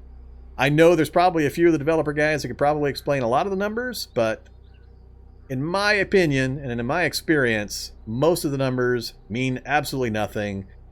Yeah, the numbers will change. Effectively, has absolutely no bearing on anything. All you really care about is, hey, there's a zombie. Am I going to be able to hit it reliably?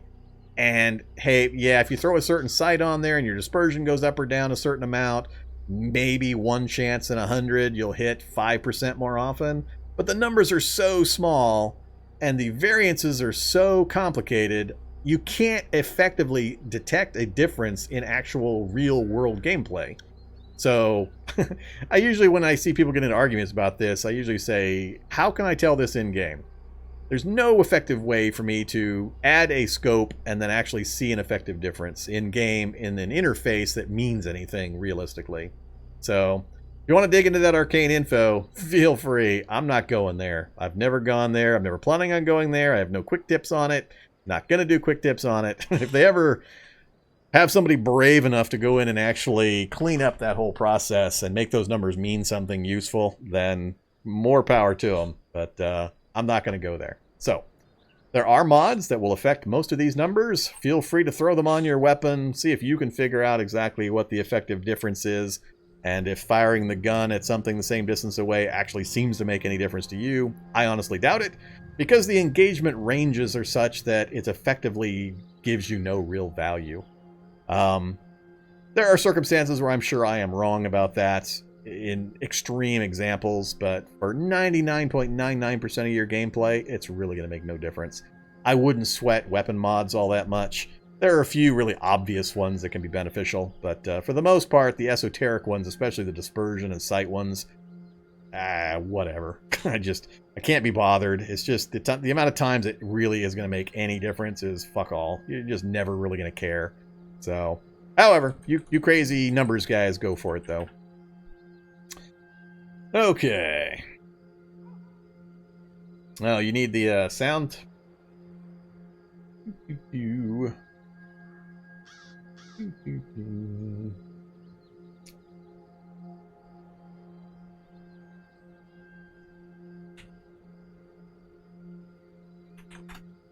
That's the 2chan sound effects. Now, realize I'm running a mix. So as my settings info notes, I'm running a mix of sound. I've got the 2chan sound effects only, because they don't have music. Well, the base download doesn't have music. And then I'm also running the Coag sound packs music only section. So I took the music only download from Coag, copied it into the 2chan sound pack folders, and that gives me the music from the one, but the sound effects from the other. Alright, so back to talking about weapons. So like I said, a lot of this stuff is esoteric. The numbers you care about, pay attention to the damage and the armor piercing, and as long as you pay attention to that, that's all you really care about in this section. Most of it's going to be irrelevant. You're almost never going to be fighting at 42 range. It's really... who cares? Who cares if it fires 60 spaces? I never fight anything at 60 spaces, except for, what, a chicken walker? Once every 900 hours that I play, I might need to kill a chicken walker at extreme range. So who cares? As long as it's got effective combat ranges where I'm actually going to use it the largest percentage of the time, I'm happy. Alright, so that's that center section there. Pay attention to the damage numbers, damage and armor piercing. These numbers, feel free to figure out on your own. I'm not going there. Most of the rest of this stuff isn't really going to help you much. But now another section at will. Fire modes. Auto and semi-auto. So you can change the fire mode, meaning how many bullets or rounds are going to exit the barrel every time you pull the trigger. Semi-auto with a single shot. Auto on this particular weapon is a 5-shot burst. These numbers can change. Not everything has multiple firing modes, of course. Some of them have 3 firing modes, or maybe even more than that. I forget. But yeah, you can switch between these with the capital F key. If you note... let me actually wield the rifle here. So if you note here, it shows weapon, semi-auto. That's the information we're looking at. And if I hit the capital F key, it switches to full auto mode. Semi-auto, full auto, semi-auto. That's how you change that. Now, when you fire in burst mode, bullets go everywhere. I have very little luck in hitting anything at range with fire mode more than semi-auto, and it's usually not necessary. There's not all that many things out there that require a burst, and if they do, they're usually right up in your face.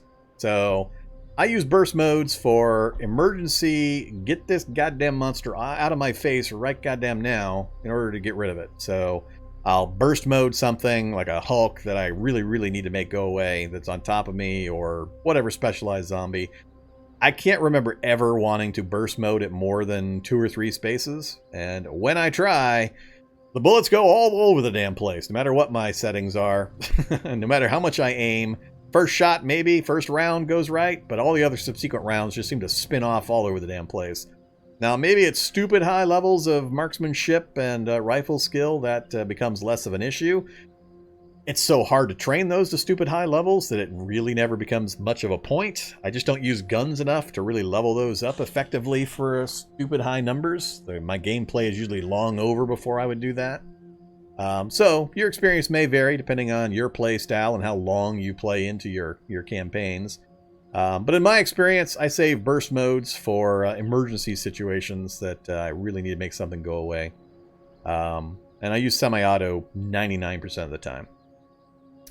Shows compatible magazines, so this particular gun can accept a 100-round magazine, which I don't have currently. I've got 3 of these 50 capacity magazines.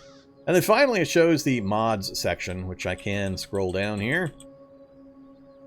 It shows the mods section followed by the details about what you've got installed. So you can see in color here, ACOG scope, the shoulder strap, that's the +2. That's at the end of the name of my weapon. So when my inventory shows +2, it's because I have 2 mods installed.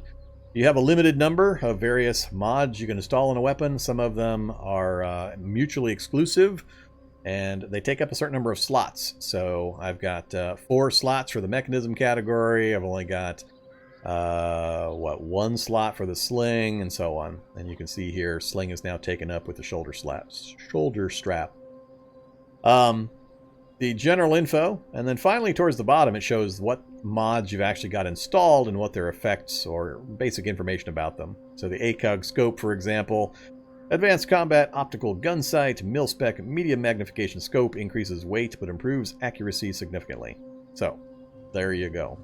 What the actual numbers are doesn't really say there. You can probably look them up, but or install it and remove it and see how your dispersion numbers and such change. But again, I honestly just don't pay that much attention to it.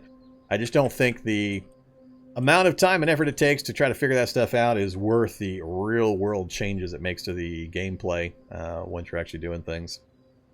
Alright, but when I'm evaluating weapons, I do look, if I'm going to bother hauling around a 5 or 10 pound weapon, because weight is an important factor, I do look at things like that burst mode, and I make decisions based on that. So if it's something like I'm early game and I'm just looking for a get me out of jail free type of weapon, what I'm generally looking for is a submachine gun firing 9mm ammo that has a high burst rate. So a 5 or preferably 10 burst mode.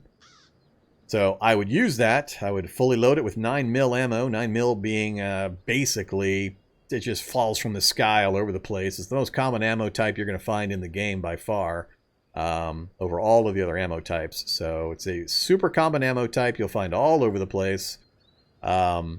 And then a high burst mode, so a 10-shot burst out of a submachine gun is a really reliable goodbye Migo, goodbye shock zombie, goodbye whatever. Hulk might take 2 bursts, but usually everything else will just vaporize with a full-strength 10-shot burst from point-blank range. Important to note that. From point-blank. Let them get right up in your face, then unload the burst. And then that way the bullets don't have all that much variance, and a good number of them will impact and most likely shred all of the lower-level enemies that you might encounter.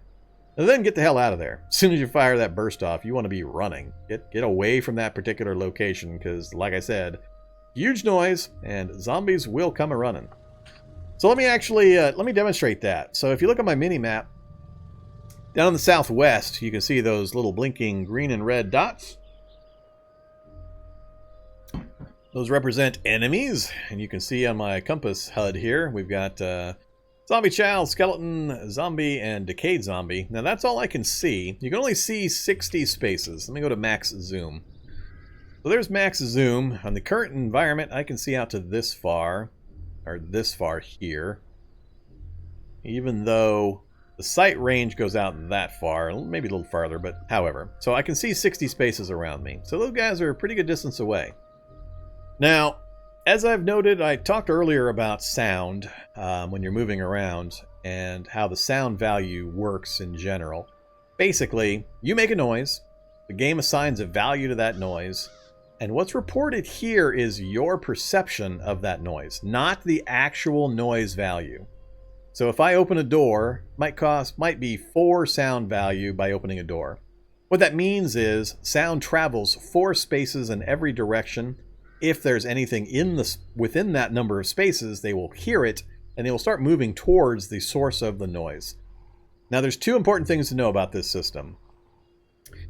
How far the zombies will travel depends on the difference between the loudness of the sound and how far away they are from the origination point. Let me give you an easy example to follow. Let's say I make a noise that is 100 loud, 100 sound value. If I fire a gun, whatever, we're going to say it makes 100 noise value. What that means is the noise propagates outward from that center space, 100 spaces in every direction. Now, let's say there is a zombie 80 spaces away. The sound has a value of 100. The zombie is 80 spaces away. If you take the difference between the two, 80 or 100 minus 80, that's 20. That zombie is going to move 20 spaces towards the origination point of the noise. Then he's going to lose track, he's going to get distracted by other things, and so on. If instead the zombie were at 50 spaces, and I made a 100 space noise, the difference is 50, he's going to move 50 spaces towards the noise, that's going to put him right on top of me. So the farther away the zombie is, the less travel he will try to make towards the origination point. So it's an important thing to understand and to know about, because it affects their behavior and how you can expect them to move and how persistent they're going to be in trying to get to you when that kind of thing happens. So I'm going to fire a gun, and we're going to watch those zombies down to the southwest and whatever additional zombies are further than them down to that southwest area. So let's go ahead and fire. I'm just going to shoot the bush here. And let's make sure I am in semi-auto mode. I don't want to waste 10 or 5 shots on a bush. We're going to fire. Oh, let's shoot the helicopter. We'll shoot the... it'll hit the glass and stuff, but however. So watch that sound number right after I fire, and we'll see what kind of value it gives us. 326. 326. So let's talk about loud. So this gets a little more complicated at this point. As long as you're dealing with short range distances, things stay fairly simple to understand.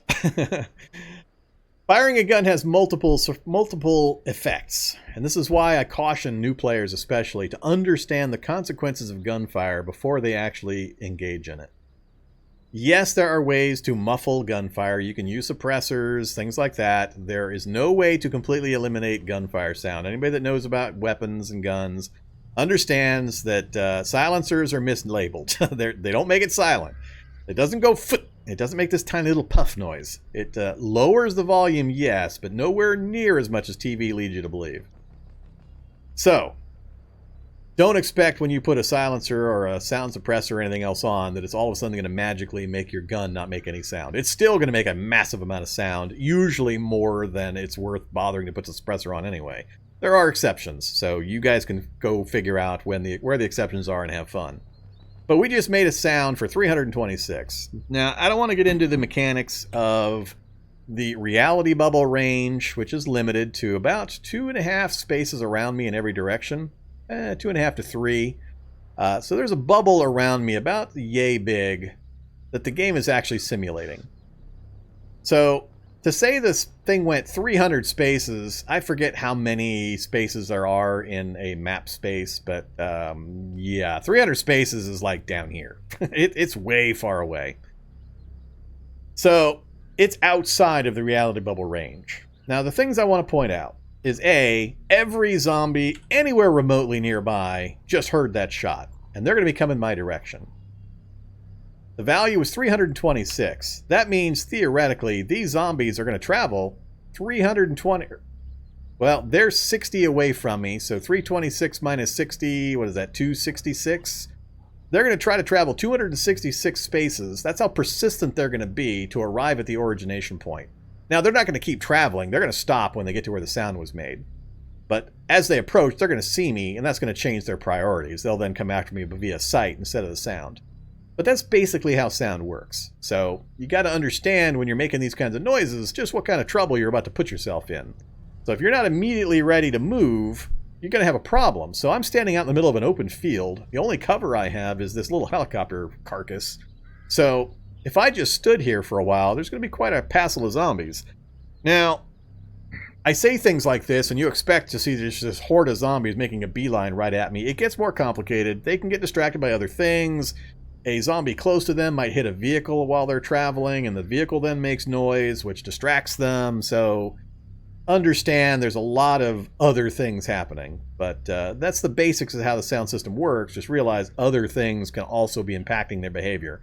So they won't always just beeline straight at you. You can't count on them to do that every single time. But I just made the sound. It was a horrendously loud noise. I'm going to just pass some turns. We're going to watch some zombie behavior. So it's also fun when they get distracted by animals and stuff, or they refuse to move. I complain constantly about fire behavior, because fire is supposed to attract them, but they don't anymore really seem to care, and they just kind of wander around. So, we got the one guy coming right at me, but that group down there is apparently more interested in something happening right near them. Sometimes I can figure out what's doing it. It could be that they, in trying to maneuver over this bench, somebody actually hit the bench. Not hard enough to break it, but hard enough to make noise that is causing them to all kind of huddle around this spot.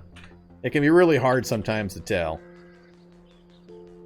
So, they triggered my safe mode warning. That one guy's persistent, though. He's still coming right at me, and he can see me by now, probably. Yeah, so he's close enough to see me, so he's just going to keep coming straight at me. So, let's try to teleport around a little bit. Let's do another example. Let's go over here.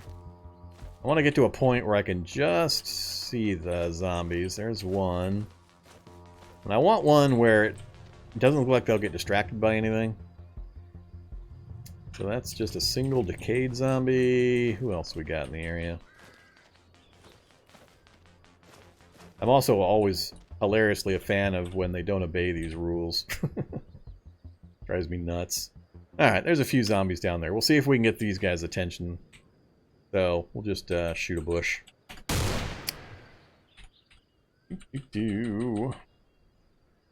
No. There's a lot of them just kind of wandering around. I don't know.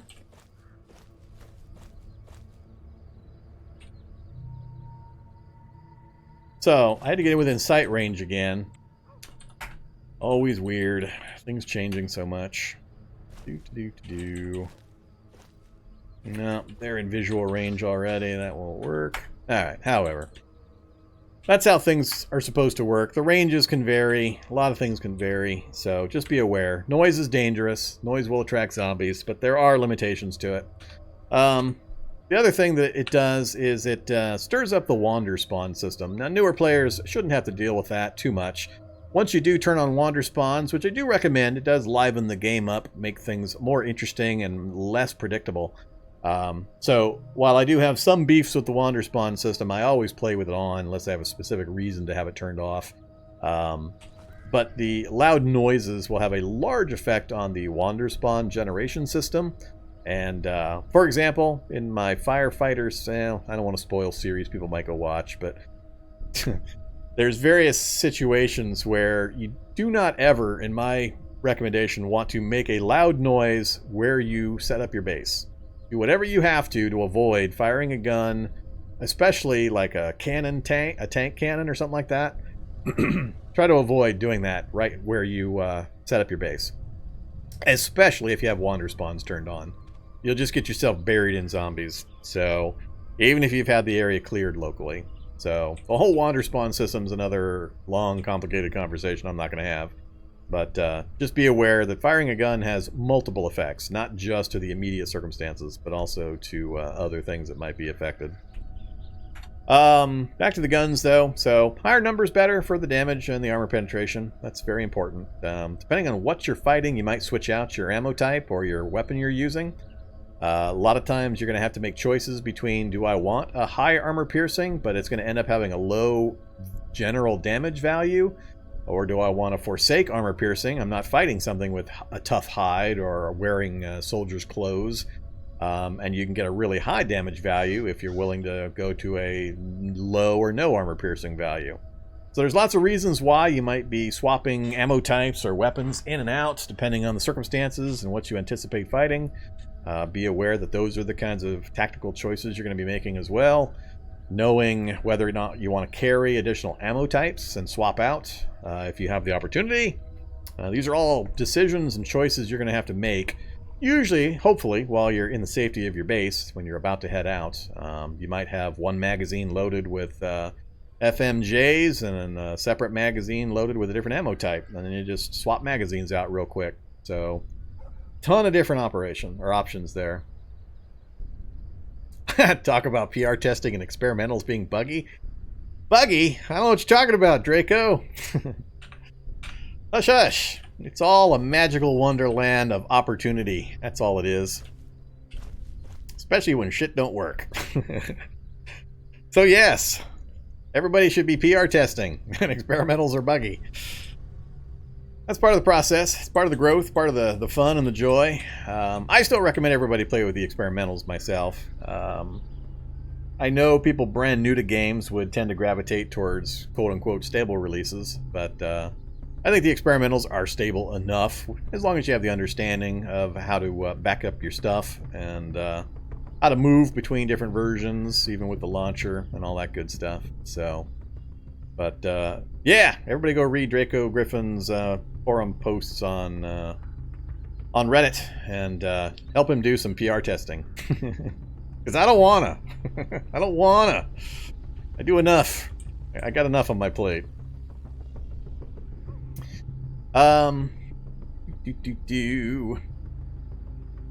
What else was I talking about? Oh yeah, back to general gunfire. So like I said, you got a lot of decisions to make. Not so much early game. Early game, you're going to be, oh, a gun. Oh, yay, holy crap, I found a gun. And then you're going to go, oh, wait, it doesn't have bullets. Or, oh, man, it doesn't have a magazine. When you do get one that's got ammo and magazine and so on, that's a big thing. Just really, really think about what you're going to do before you try to use it. Once you've got a bunch of them and you know where to go get more and all that, then you can start getting into the nitty-gritty and the tactical decisions and all that kind of good stuff. All right, let's... I'm going to switch away from... Well, let's shoot a few things while we've got this gun out. So here's some zombies coming at me. We are in semi-auto mode. Now, here's another screen I should actually mention. So when you hit the F key, lowercase f, to fire, that puts you in fire mode. Now, your fire mode may not look the same as my fire mode. And I have a quick tip on this. If you go into options and then, whoops, go into interface, scroll down. Right here is the aim window display style. You can be set it to either numbers or bars. By default, it's on bars. I much prefer numbers myself. Feel free. They both provide the same information, just in a different format. I just like doing the math myself quickly in my head to know exactly what my numbers are versus the quick reference bar system that makes for faster but slightly less accurate estimations of what the numbers are going to be. So my preference is for numbers, and that's how I have mine set up. So when you hit the fire key and you have it set to numbers, you're going to see this. If, on the other hand, I set it to bars, just so you know what I'm talking about, this is what it does. Now when I hit the fire key, I get these color-coded little bar thingies. And I played this way early, but I switched to numbers pretty early in my career. So they tell the exact same info, they just display it in a different way. This is a faster, quick reference guide to what's going to happen. But I like the numbers, so if you're playing Vorm style, you're switching your interface over to numbers. Alright, this is a little easier to explain, I think. So, when you're looking at this screen, what you're actually looking at here is a breakdown of the to-hit chances based on how long you're willing to aim. You have two methods of aiming. You can either just tap the 5 key on your keypad to pass time. That will aim each time you pass time, and you'll see these numbers change as you do that. Or you can use a quick reference option to either fire now, do a regular aim by pressing the A key, doing a careful aim with the C key, or a precise aim, which is the most accurate, with the P key.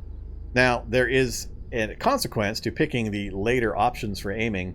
If you take a look over to the right side, this column here shows how many action points, remember that speed number that we started each round with, this is how many action points it's going to take or consume when you try to fire at whichever level.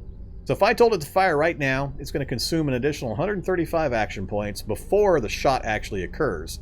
Now that's probably more than I have currently, so what'll happen is a round will go by, and then in the beginning of the next round, the shot will actually go off.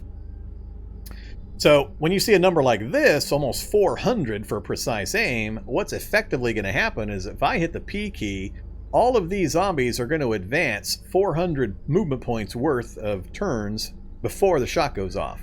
Now, for zombie movement, these are all slow zombies. Probably cost them 120 on regular ground, and if they're going over this heavy grass stuff, it'll probably cost them even more. So figure they'll move, I'd say 2, maybe 3 spaces. That guy might get 3 spaces. And this is the kind of estimation stuff you get used to as you play, and you kind of get a feel for things. You just know automatically over time. how much time you've got, how many spaces of movement are going to occur, and so on. But I'm going to precise aim at this guy right here, and I'm going to look at this guy. He is currently lined up right with the back space of the helicopter, and I'm just curious, when I do the precise aim, I want to see how far he moves before the shot goes off. I'm going to guess 2 spaces. I think he's going to end up right here before my shot goes off. So, here we go. I'm going to hit the P key, make another big bang. So, yep, he moved 2 spaces. He moved a diagonal. Actually, no, he made it 3 spaces. Wait. Right there is the vertical one. Yeah, he made it 3 spaces. So he actually made it an additional space. So there you go. That's what you got to contend with when you're making decisions in ranged combat. Bow combat works the same. You get the same interface, so there's no real change there. It's still a matter of how long you're willing to aim. So you have to make a decision. Now, the other information that it's showing is important, and that is your percentage hit chances. So if you look in the other sections here, what it's showing me is if I precise aim, it's going to cost me 331 more points. It's lower because I've already fired once and I'm still maintaining my aim. If I canceled and moved and then started firing again, these numbers would go up again. But I'm maintaining my shot. And there's various items, mods, and so on that affect all these numbers. But the basics are, if I spend 331 action points, I'll be precise aiming, and these are the numbers that I'll be looking at. I'll have a 69% chance of a great shot. When you see this great, read head or critical. They mean the same thing. Basically, this is your chance for a critical headshot, which does bonus damage. This is your chance for a body shot that'll do standard damage, and this is the chance for a grazing shot, which will do, I don't know if it's half damage. I don't know how the math works, but it'll do a small amount of the possible damage versus a total miss. So that's what these numbers represent. So you make decisions based on these numbers. So if I just hip shot, if I just hit F right now, 135 action points, I'd only have a 5% chance for a headshot, 17% chance for a body shot, 5% for a grazing. Now notice that only adds up to 27%. That means I've still got a 73% chance to totally miss. So if I just try to quick shot from the hip, from this range, with this weapon, with my skills, all of that stuff computed and combined, those are my numbers. On the other hand, if I take my time and I allow the aiming to occur out all the way out to a precise shot, almost, not a guaranteed headshot, but I mean 69% headshot, 31 body shot, no chance for a graze, no chance for a miss. Now, I want to preface this by saying I have seen things where it says this and I still graze, miss, or especially with burst mode. I don't know how to explain burst mode and how it computes the follow-up shots. It just seems crazy to me, and I'll do a burst mode shot here in a second. But that's the kind of information that you're trying to make your decisions on. So when timing is critical, when you're surrounded and you've got to kill one particular zombie before another zombie gets on top of you, because things get complicated when you get zombies onto you. Once these guys get into melee range, things get really, really bad for trying to do ranged combat, using guns and stuff. Because they'll throw off your aim and interrupt you, and all sorts of bad things happen. So try to use ranged combat at range. As soon as they get within hand-to-hand range, you got to switch up your tactics. But so what we're talking about here is these numbers. So I think for this circumstance, because it's not necessary for me to get a headshot, I could kill this guy with a body shot. I know a standard shot from this rifle against somebody I've already hit once, because he's severely injured. He's my target. It's not going to require a headshot to drop this guy. If I look at this number, I'm still at 100% for the full damage values at a minimum, and it's going to save me 30 points. Now, that may not seem like a lot, but that can be the difference between life and death. You got to be really cautious, and conscious. You know what I'm trying to say. You got to be aware of what these numbers represent and what their actual values are, because sometimes it will come down to 5 or 10 points could have kept you alive. It gets that razor sharp on occasion. So 99% of the time, you won't really care. You won't notice action points and all that kind of stuff. You'll just move around and do your thing. But there are situations where it gets down to the nitty-gritty, and the tiniest loss of action points can mean the difference between life and death.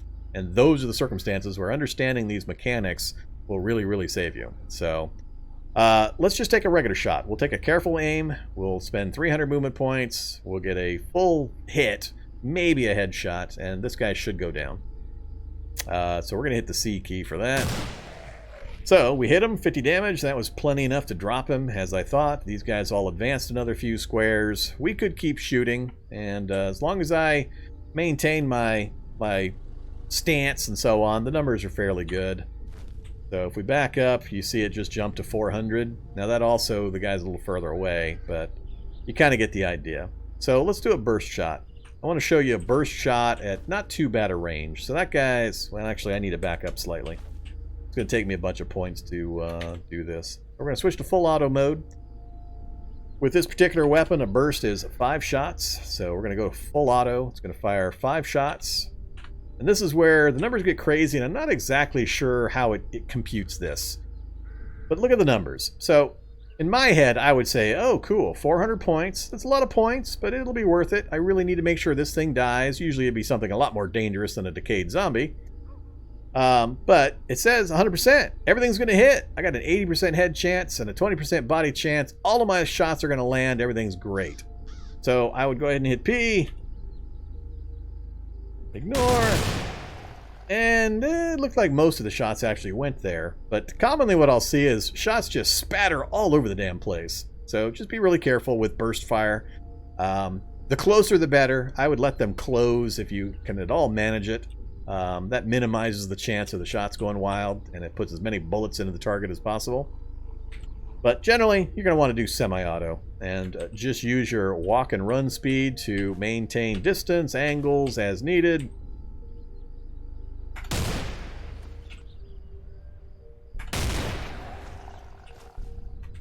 Switch to run mode.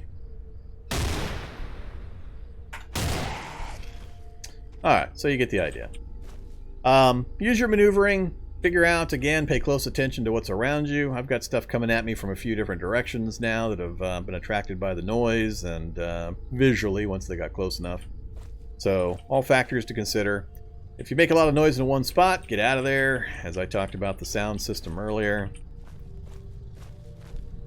So, like I said, bows work the same way. There are bows, there are various types of arrows that have different values for armor piercing and damage.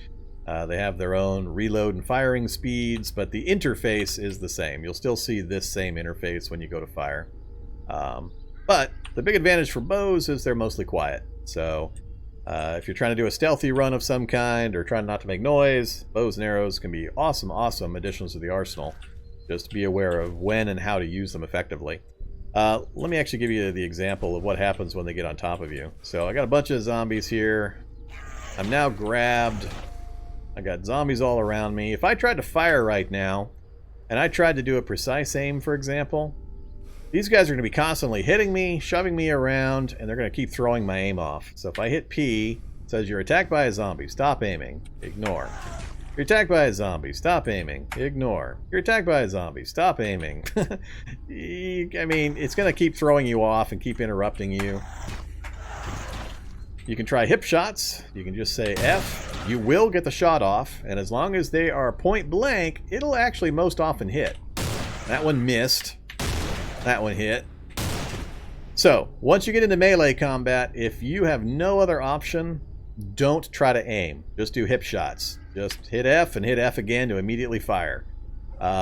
You'll, depending on circumstances, stats, all this other stuff and the math, you'll still have problems, but you'll hit a lot more often than if you go into an infinite hold pattern by getting interrupted constantly. Okay, let's teleport out of here real quick. Not too far away. And let's talk about some more weapons. So, early game weapons. Earlier in the evening, I showed the cudgel. Cudgel is a pretty good one. Let's also talk about the old perennial favorite, the knife spear. And then we'll compare some kind of heavier weapons, just so you can kind of see some various effects. So, cudgel and a knife spear. Let's talk about these things and kind of compare them.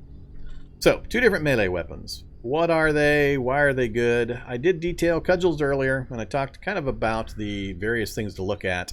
The damage value, the to-hit bonus is really important, and is more important than is obvious. So that 1 point of difference is actually It's complicated in the math, but it's actually a pretty substantial bonus, even having a single point difference. So give this a fair amount of weight when you're trying to consider between two different weapons. Then you also have the techniques, whether it conducts electricity or not, whether it can be stored in a sheath or not, and so on. So all things to consider. Bash, pierce, cut, these are all different damage types. You can see the knife spear is specialized more towards pierce, which makes sense for a spear. You stab it into things and pierce them, versus a cudgel, which is bash damage. You smash them with a blunt object, so it's bash damage. There are various reasons to use each. The easiest thing to remember or to think about is pierce damage is helpful for negating armor. So if you're going up against something that's armored, you would want to try to use something by preference that is going to have a high pierce value. That will help you bypass a larger portion of their armor, which will allow you to get more damage internal. It does depend on what you're fighting and so on. There's just tons and tons of suggestions. People will get into arguments for hours over weaponry and what's better in what situation. A lot of it is just specific to player style. It does come down to player style and preferences quite a bit. It's important to know how the different systems interact and some of the basics of how they work and how to compare things. But like I said, a lot of it comes down to style. A couple things I want to mention here.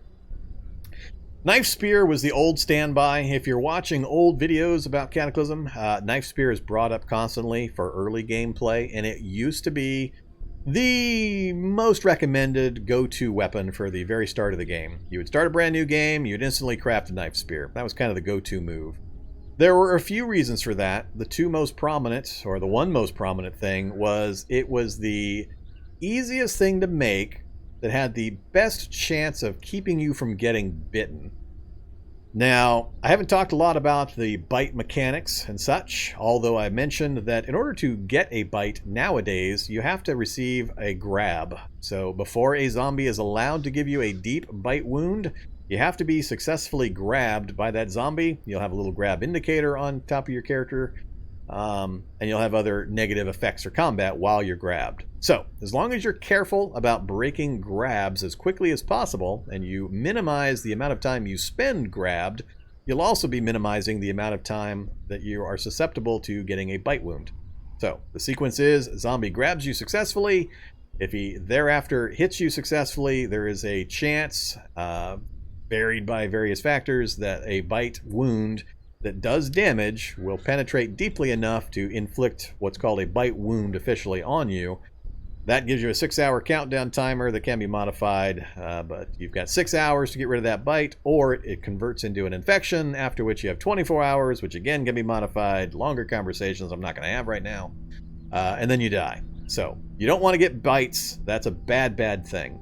Now, the Knife Spear was important back then because they didn't have that rule that you had to get grabbed. So the grab was a nerf to help a few changes. There were actually several things that occurred, but everybody took the Knife Spear or tended towards it because spears have this attack value right here, this trait, reach attacks.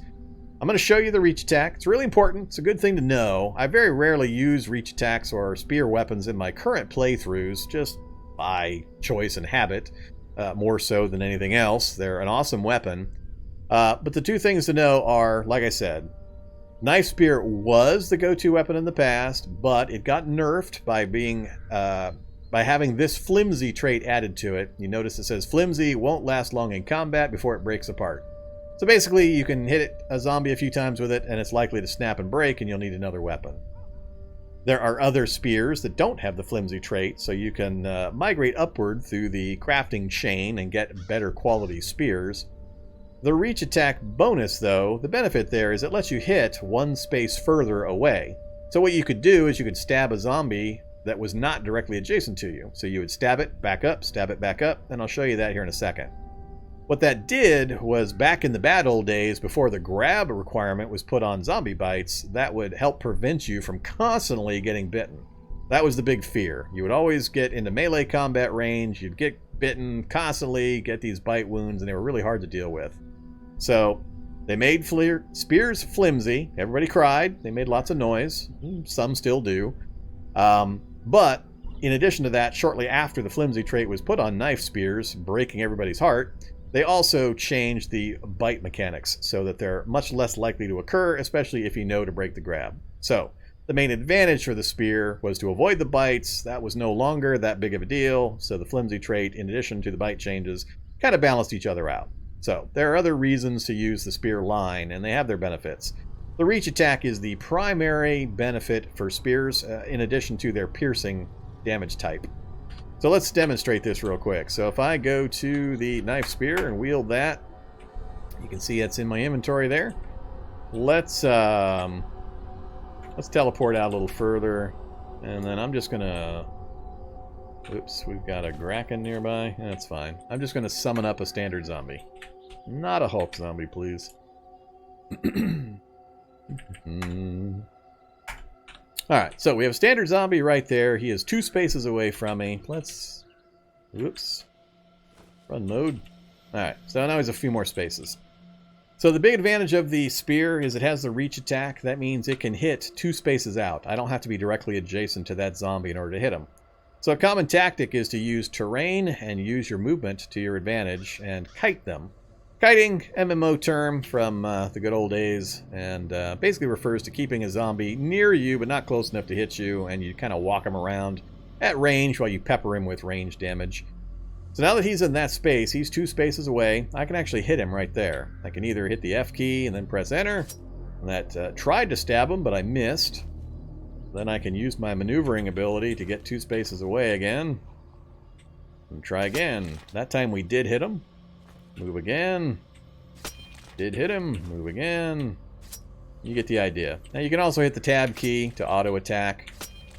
So there are variations on how to do this, but that's basically the style. That's kiting a zombie with a reach attack weapon. You just keep them 1 extra space away. You keep running, walking as needed.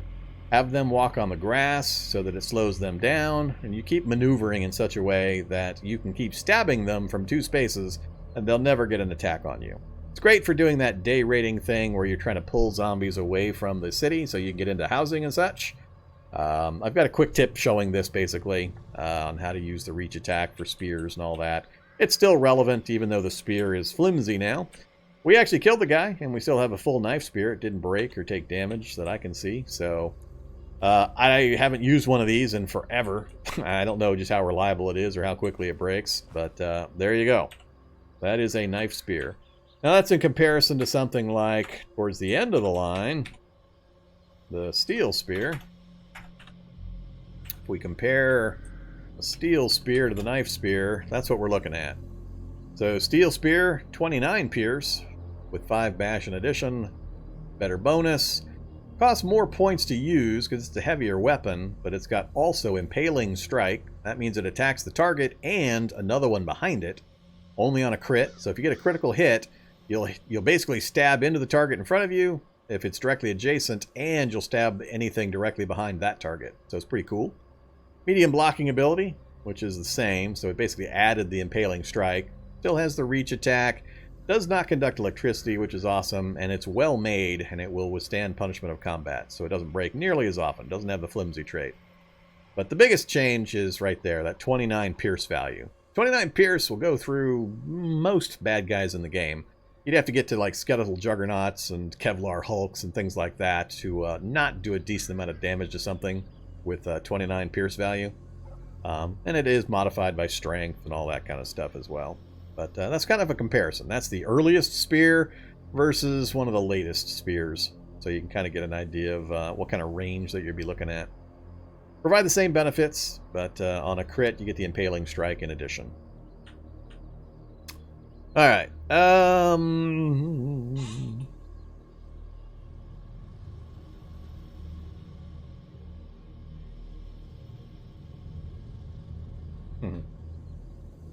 Yeah, everybody's got their opinions on the spear. Let's go ahead and dump the spears. Let's talk about another one that I see recommended quite often.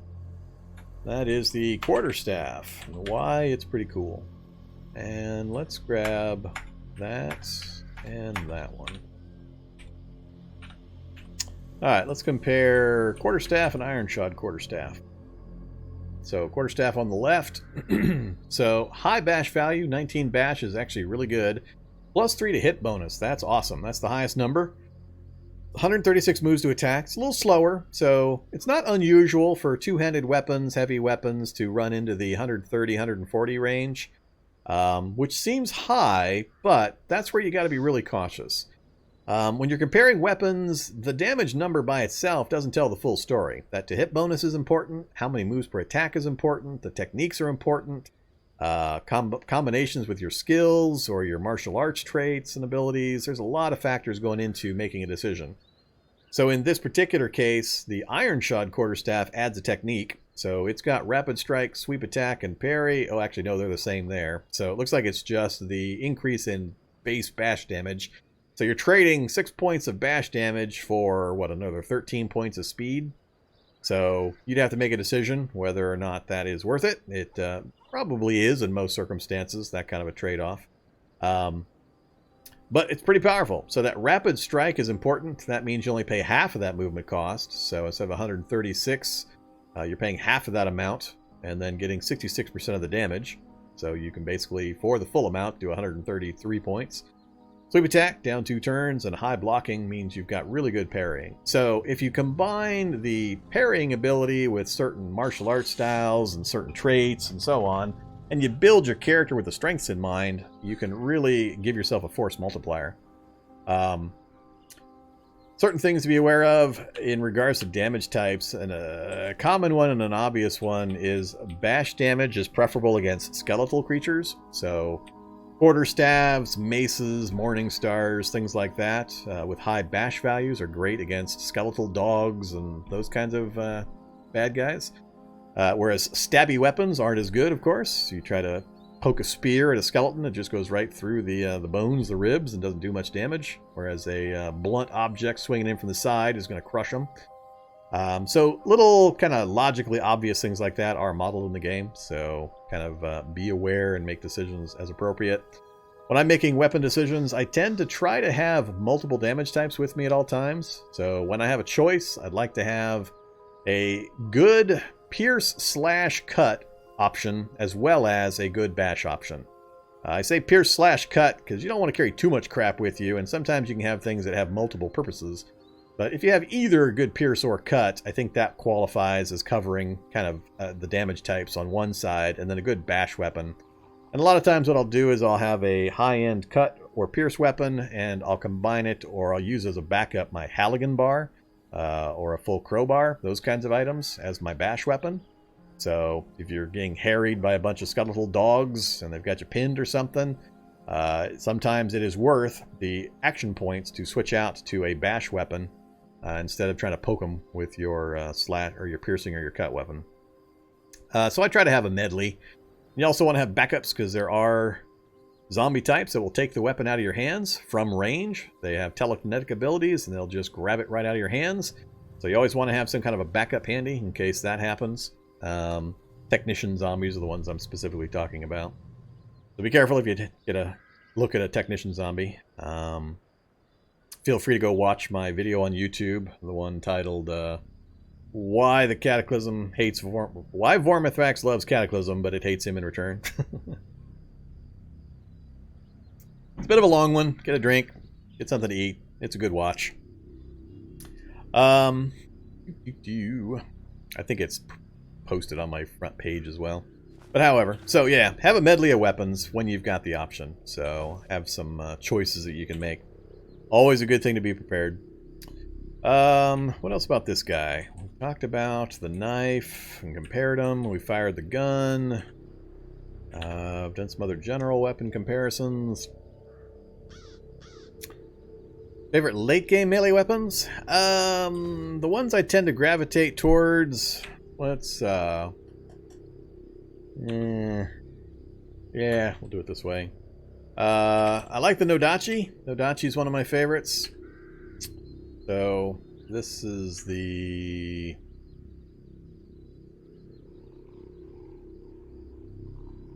those are the bad ones. Okay, this is the full one. So there's the Nodachi. I love the Nodachi. It's a high movement per attack, 164 moves per attack, but 50 cut, 5 bash, +1 to hit, and it's got brutal strike, rapid strike, block, wide attack, or wide strike. So it's got a ton of techniques.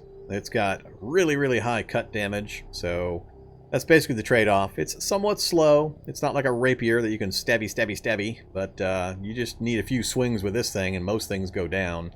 It'll decimate crowds of low-level zombies. The wide strike in particular will hit multiple zombies in an arc. So you can see 3 or 4 zombies all explode into gibbets at one time from a single swing when the wide strike fires off.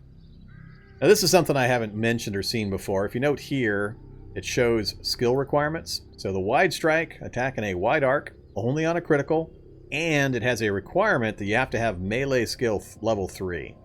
So before this will start firing off, you have to meet that melee 3. Once you've got melee skill 3 and get a critical, then it's a chance the wide strike will fire. You might get the brutal strike instead, but yeah. And that's really fun. It's fun to be wading into low-level zombies and just watching 3 or 4 of them go kaplooey.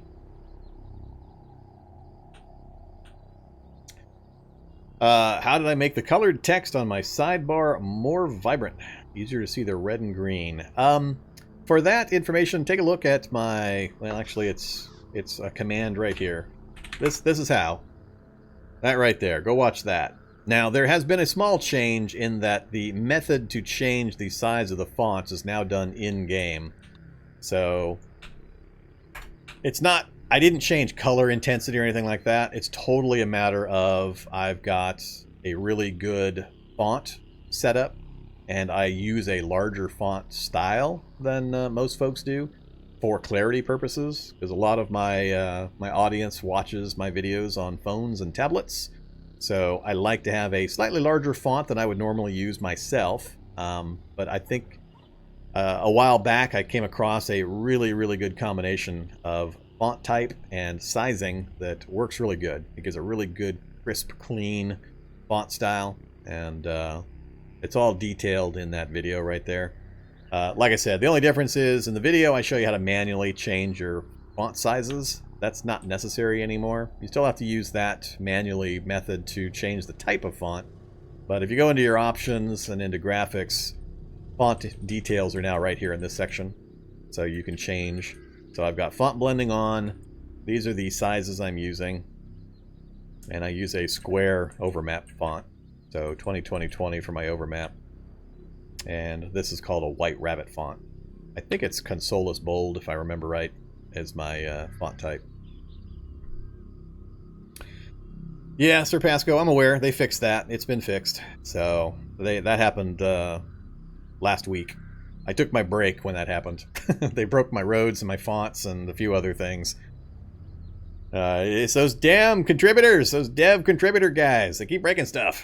So, yeah, they fixed it. So, after it got fixed, you do have to go in and reset your fonts again. But just use the manual method that I detail in my video there to set the font types. Then come into here, go to graphics, make sure to turn font blending on, and then reset all these values.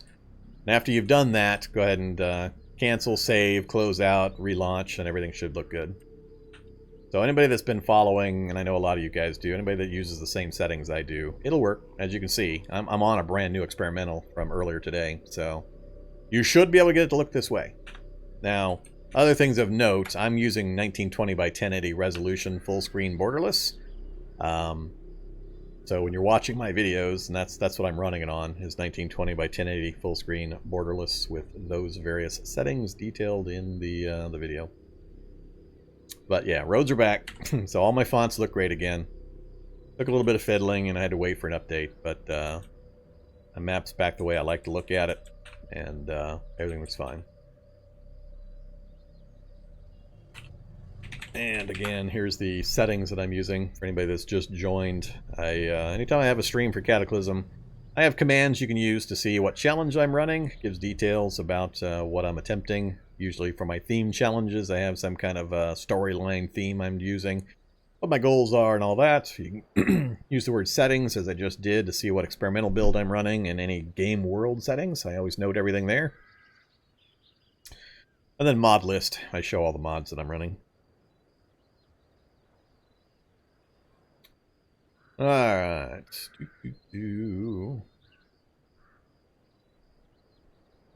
Yeah, the crafting thing right now is kind of weird. That incomplete craft, having to pick it up and continue it and such is kind of annoying. I know they're working on getting the, is it iFriend? Who's working on that? Somebody's working on that and getting the work benches in that will remove the need for that. It's kind of complicated. It's changes being made to support future changes that are planning on, or are planned to be made. So they have to change some of the infrastructure and how the way some things work, and they do that to support later changes that are coming, but because they're intermediate, things are kind of half or three-quarter baked. So we're in interesting times. Okay, what to talk about next? So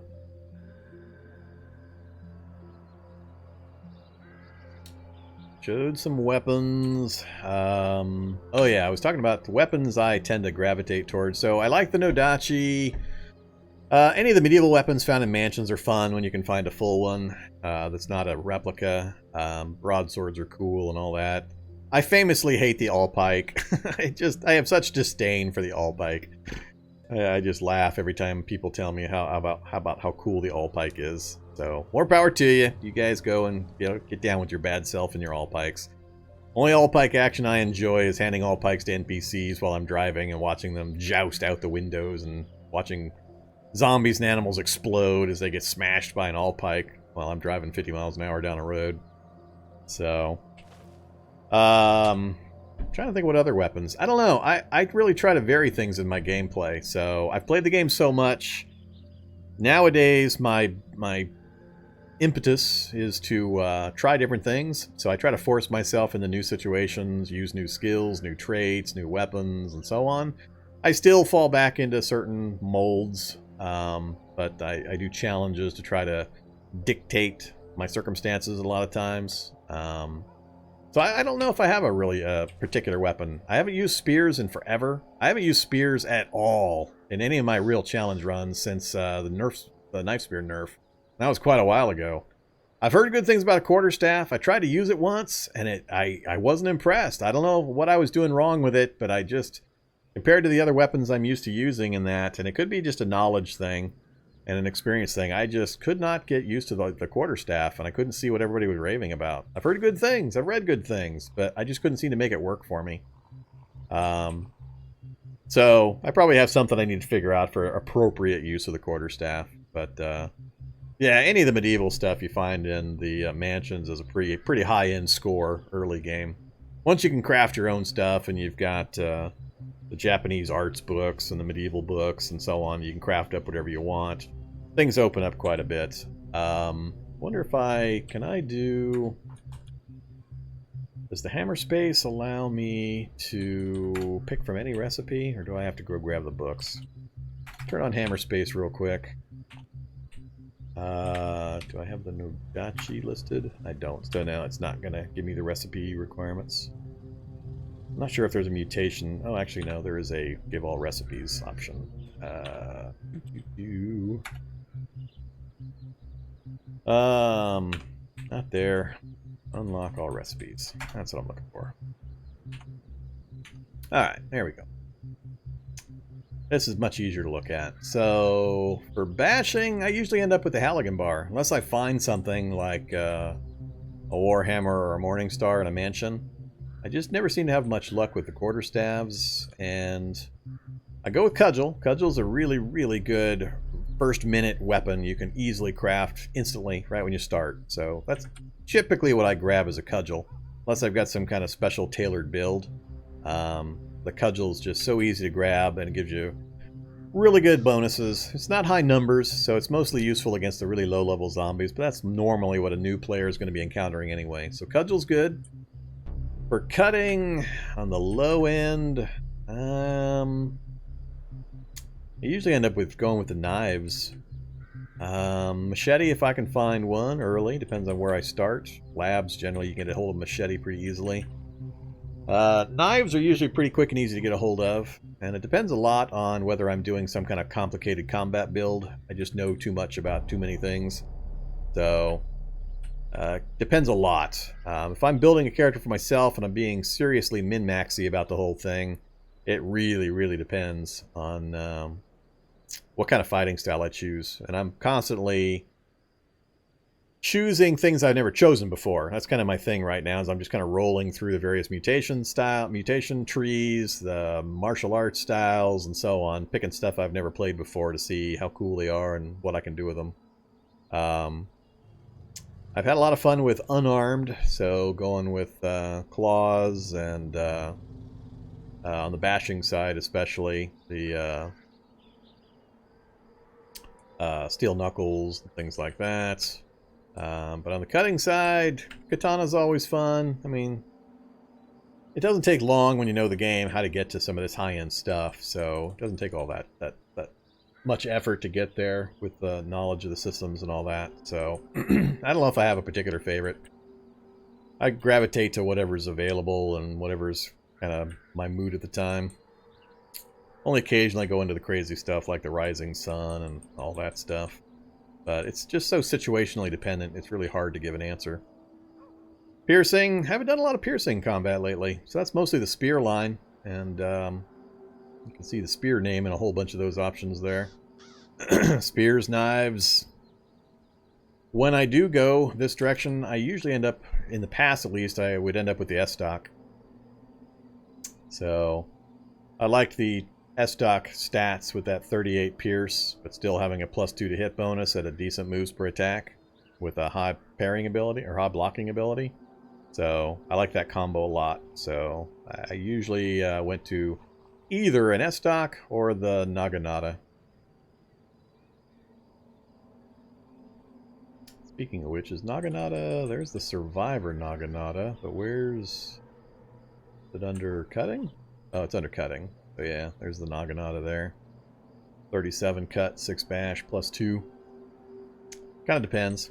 These are all super endgame, high-end melee weapons, though. Ranged weapons, crazy variation there. I'm a big fan of the Pneumatic Bolt Driver. That's one of my favorite things to get built. I don't often get it done because it's Mechanics 8 and requires a specific book. But when I can get it, it's all sorts of fun, especially with a high mobility build. Although, of course, it's for pure damage output, you go with something like the compound bow and so on. But Pneumatic Bolt Driver is a lot of fun. Biggest benefit is it's silent, so it's a quiet kill.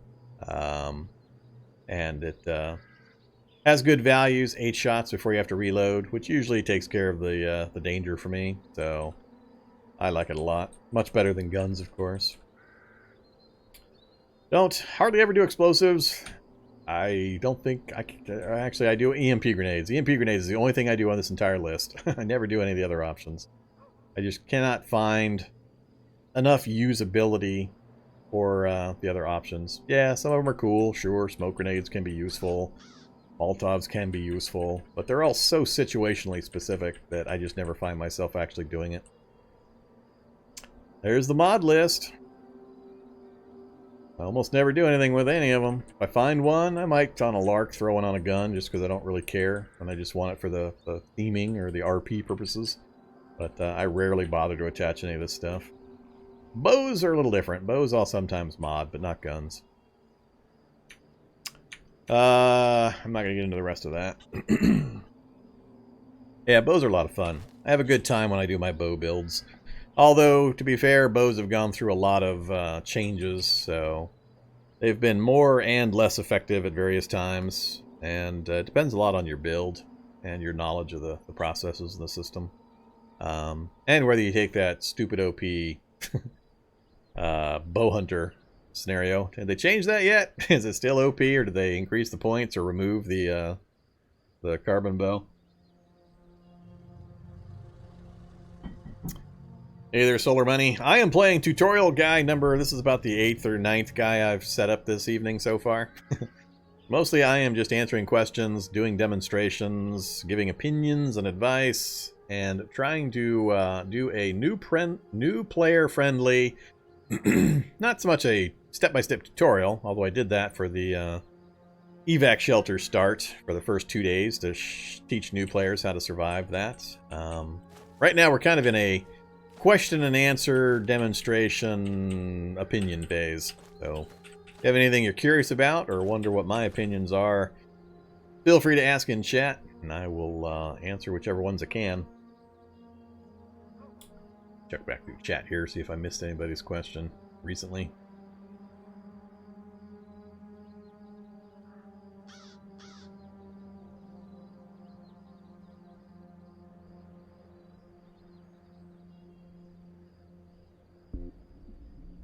Hey there, Slippery Cat. Yeah, I'm glad the channel helped out. It's pretty much what it's there for. How would you typically loot an intercity area? Tried using noisemakers and burning down buildings. Never seems to draw many zombies in. And I spent a bunch of time and ammo killing zombies. Yep. Depends. So, earlier this evening I showed maneuvering around in a city both at night and during the day. So I'm not going to demonstrate that directly again. But I do a lot of megacity type challenges. The big thing about anything urban or intercity is you want to avoid combat at all costs, because while you might be able to handle the fight directly in front of you, it's what's coming around the corner that you don't know about that'll kill you. It's always what you don't see that gets you killed, usually. So the trick is to know when to break away, keep moving, constantly be adjusting things. It's really hard for me to kind of talk about without actually demonstrating movement and how to move effectively in a city and all that kind of stuff. But yeah, it just depends on so many things. I did some good demonstrations earlier. If you haven't seen some of my quick tips showing moving through cities and night vision benefits and all that kind of stuff, and kind of building the character around those kinds of things, it makes a big difference. But in some of my challenge series, I mean, my typical settings that I default to right now for my challenge modes or my challenge themes are double zombie spawns, half item spawns, double zombie evolution. Those are the major changes, and then just a few minor variations in the other settings. But that's my typical setup, and then I'll play in like a super city, size 16 city with no spacing, and build a character with a bunch of bad traits, and then I'll start right in the middle of the city and wander around and loot and run and loot and run, and I don't have too many problems. I rarely die in that circumstance, but it takes a lot of practice and knowledge of a lot of things. I mean, zombie behavior and which ones are dangerous, which ones aren't, guesstimating what might be around a corner and making decisions for movement paths based on that, being familiar with the house layouts to know when you've got a back door you can go out. There's just so many things involved. It's kind of hard without me just doing it and kind of talking about it while I'm doing it to give advice on it.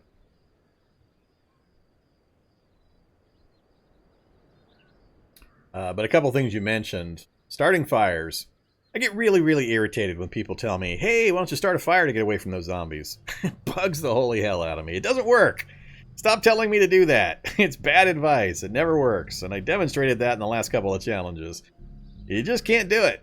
The time it takes for the fire to spread is so long, you're dead long before that fire is actually going to be any kind of an effect.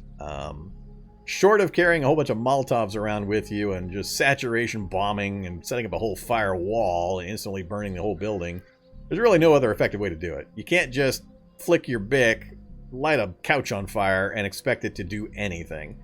You'll be standing next to that couch for 10 minutes before it actually starts spreading to the walls and so on. So it's not an effective strategy, especially if you're on the run. If you're already on the run, don't bother trying to light a fire to try to distract the zombies. It's not going to help you. Making noise is a bad idea as well. Well, no, let me rephrase that. Making noise selectively can be a really good idea. You can also do fun things like flipping your flashlight on and off so that you illuminate an area, the zombies spot you, you then turn the flashlight off and immediately move to some kind of a covered area or out of line of sight. The zombies in the entire area will move to where they last saw you, and that can rearrange the geometry and might allow you an opening or maneuver the zombie crowd into a particular location so that you have better movement capabilities. There's lots and lots of little tricks like that that'll really help out for movement. But generally, don't fight. Do not fight. If you're doing inner city anything, you should not be fighting. It's way too dangerous. You only fight when you've got your back against the wall, If that means you abandon your plan to get to a certain building, then abandon the plan. It's always a better idea to retreat, maneuver around, come at it from another direction, but do not get into fights when you're going intercity and you do not have cleared pathways. Another typical thing I'll do when I'm clearing a city, or if, say, I have this house as a base, for example, I'll clear the immediate street around me. I'll keep on clearing it every single day. I wake up in the morning from my sleep, I immediately go outside, do a perimeter check, kill everything that moves in the area. Especially if you're playing with wander spawns, really important to do that. Then I'll start working my way a certain direction, and I'll keep clearing, maintaining a retreat path. I know I will have a completely clear and or minimally populated zombie hazard behind me. Always keep a retreat path when possible. But if you're on rollerblades and you're just skating all over town, trying to grab loot and stuff, at all costs, do not fight anything. Even the tiniest zombie has a chance of latching on and grabbing you, and then you could have an acid zombie step around the corner, a Hulk step around a corner nearby. Any kind of blind spots are super dangerous. So never, never, never be fighting if you can at all avoid it. You should be maneuvering, moving from house to house, breaking line of sight, opening and closing doors, going through vehicles, using blockers, all sorts of stuff so that you can loot.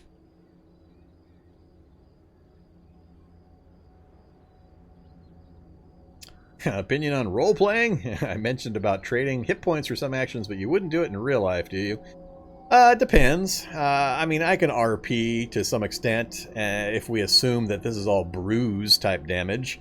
I don't mind taking a few shots if it's going to save my life. If I know taking a few hits is going to get me through a crowd and safety's on the other side of the crowd. It's not like that damage is body parts being removed. I'm not losing fingers or anything because I've got 2 hit point bars down, so... I don't know. You can justify an RP lots of different ways. I tend more towards a tactical min-maxy playstyle than I do towards RP. If you want RP, I highly recommend go check out. Why am my brain farting all of a sudden? Come on, brain.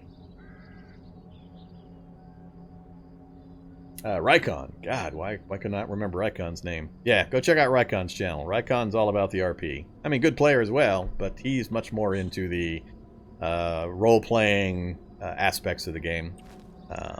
I do theme challenges, but usually those are more in the lines of giving me a short, medium-term goal that I'm working towards. Cataclysm's a sandbox. It is what you make of it. Nobody survives the Cataclysm. We all die, so it's all a matter of... how you want to play and how you want to set your game up. I am all for choice. People can play however they'd like. Some people like to save scum. I don't personally do it. Don't like to do it. I think it removes a lot of the tension from the game. But I can understand people that want to do it that way, and I'm perfectly fine with that. It's not like it's a ladder-ranked championship esport or anything like that. Who cares if somebody wants to play one way or another? I just like to make sure people are educated on how things work as much as possible so they can make their own decisions. Oh, there's Solar Monkey mentioning Rycon roleplays for a reference. Yep.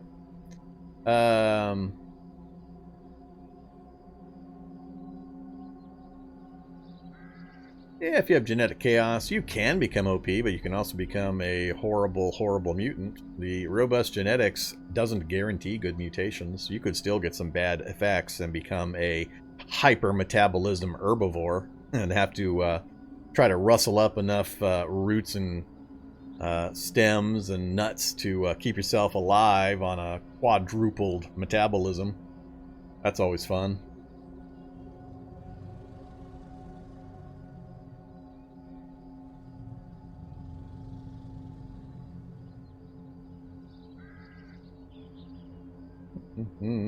Diesel versus gasoline for your Deathmobile. I don't think it honestly makes that much of a difference. It depends on how familiar you are with the game. Makes absolutely no difference to me. So I know there are differences regarding power levels and efficiency and things like that, but all I care about typically is how much can I get of that particular fuel type. And if they are both in abundance, I don't particularly care. And for me, they are generally both in abundance. I know the game too well, and I can maneuver around too easily. So it effectively doesn't mean anything to me any longer. If I had a preference, it would probably be if I'm running the military vehicles mod, so there's tanks and APCs and all that kind of stuff scattered around. Those things tend to have a lot of diesel on occasion, so you can roll up to a tank or an APC and pull out 90 liters of diesel. And for that reason, I would probably gravitate towards diesel. But I also have not spent a lot of time building large vehicles anymore. The more I play, the less crap I tend to haul around with me. I just know where everything's at, so I don't tend to need to haul around everything I come across. So my pack rat-itis has receded quite a bit from my early days. I no longer feel the need for 9 cargo spaces available of junk that I'm going to haul around with me. I can make do with 1 cargo space on a motorcycle and be perfectly happy. So, typically, the largest vehicle I will tend to trundle around in is something of the size of a security van or a Humvee. That's about as big as I get nowadays. So, I don't really need to worry about multiple engines or diesel over gas or anything like that. The differences in performance and efficiency are so minor compared to the availability of the fuels and such, it really doesn't make any difference. And I don't run heavy enough vehicles to really be of concern about that kind of thing. I don't even generally need to hunt down V12 engines or anything like that. But depends completely on what you're doing, and things have changed quite a bit here in the last few months regarding vehicles and engine and such efficiency.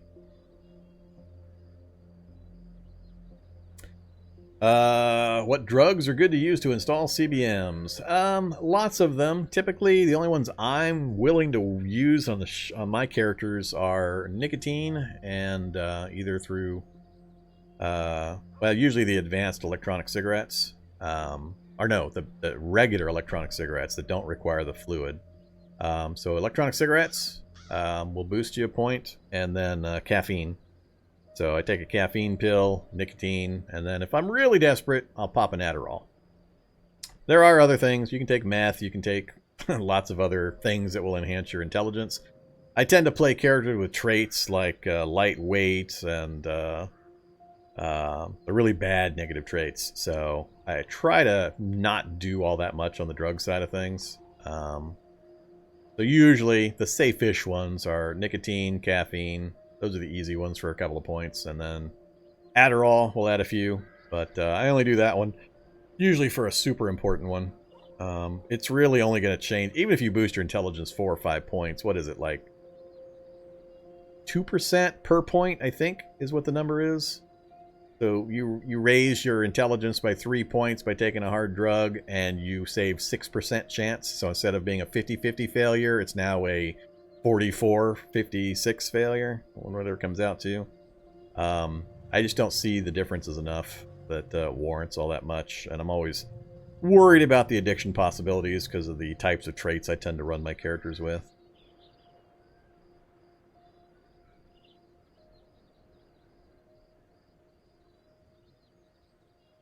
Yeah, always make sure you've got 0 pain, because pain lowers your intelligence. So have 0 pain.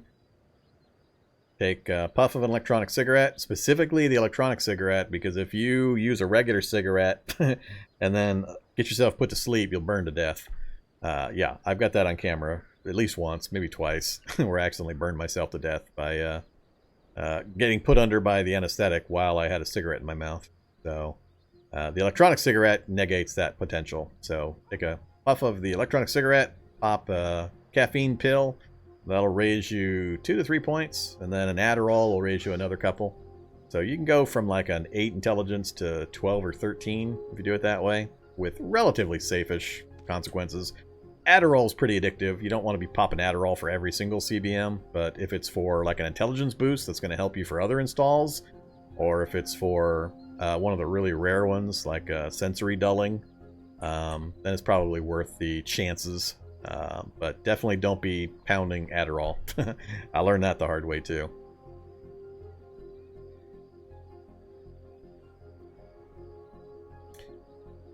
Playing in the woods is so boring for the most part. Set cities to 12. Set spacing to 4.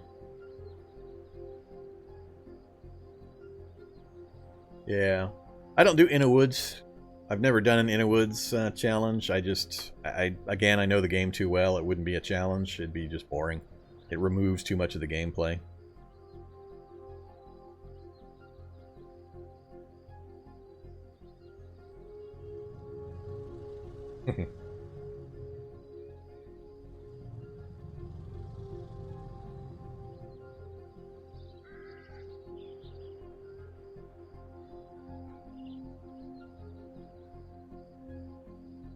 Yeah, the cigarette thing, you have to light the cigarette or use it. You get the little cloud of cigarette smoke.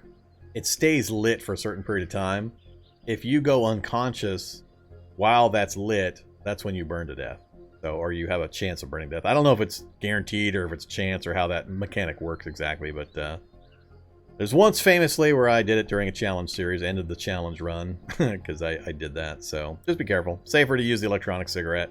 It's not like you're not going to have tons and tons of them given the drop changes to standard zombies nowadays. So lots and lots of them out there.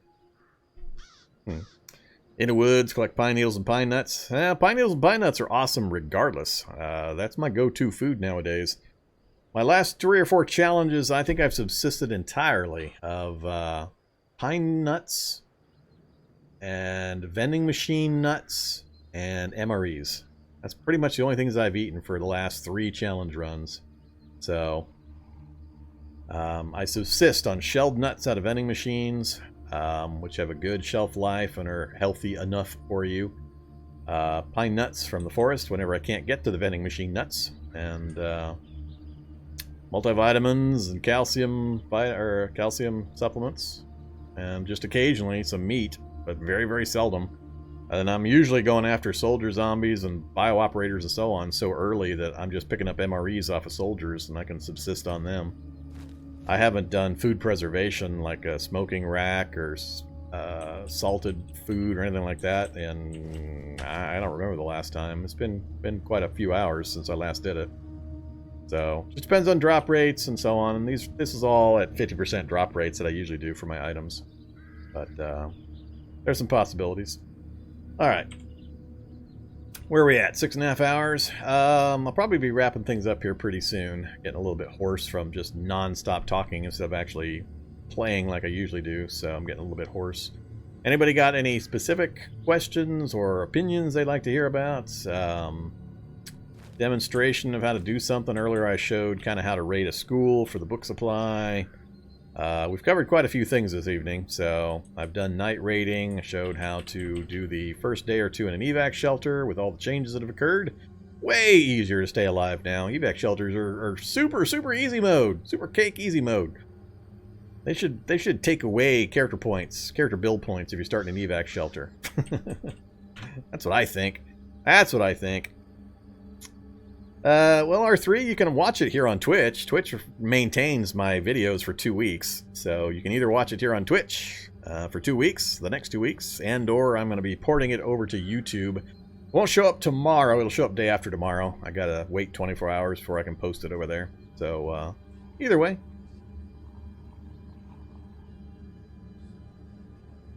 How often do you use the multivitamins and calcium sups? That's a little harder for me to answer. There's so much change going on right now with the whole nutrition system and the stomach contents changes that have occurred and so on. There's changes happening that I can't keep track of and a lot of fiddling that doesn't get reported in some of the PR info. Harder for me to say. Usually I try to remember to take 1 multivitamin and 1 calcium a day. Sometimes I take more. But lately, with the changes to vitamins and such, it's a bit of a crapshoot. I honestly don't know what to tell you. Probably another week or two. I think most of the wrinkles will be ironed out of some of the more recent changes. But I think some stuff is in that building stage where changes are being made to certain things now, pending other larger changes to systems later. So I don't know how much of a final food health system we're going to be getting here for a while, but The vitamin A deficiency, the main thing I want to mention about the vitamin A deficiency is the world that you're getting that in something that has been around for any length of time? Because if it predates the recent changes, then you have been retroactively calculated with a huge negative to your vitamin. So, here's what I recommend. First, bind a key to the debug menu so you can bring this up like I'm doing. And again, I have a tip on my YouTube page about the debug menu and how to do that if you're not familiar with how to go to key bindings and pick a debug button. But basically, on this screen, you want to go down here to debug menu. I've got mine bound to the N key. Nice and easy to get to when I've got my fingers on the arrow keys. I just tap the N key right above my up arrow and brings up my debug menu. Hit D to go to the character screen, pick U, and then go down here to set needs. Look at these numbers right here. If these numbers are crazy negative, I would recommend you just pick each one and zero it out and then continue playing from there. Because you've probably had a recalculation of a long-running character or even a mid-term running character that, because of an experimental update, recalculated your vitamin requirements or deficits, and you're sitting at like negative 3,000 vitamin A, something like that. You're never going to get out of that anytime soon. So come here, reset these to 0, and then go about your business. And things should work better and make more sense after that. If you go there and it's just regular looking numbers, then I'm not sure what to tell you. Changes lately have probably resorted things in such a way that my advice isn't going to be all that useful at the moment.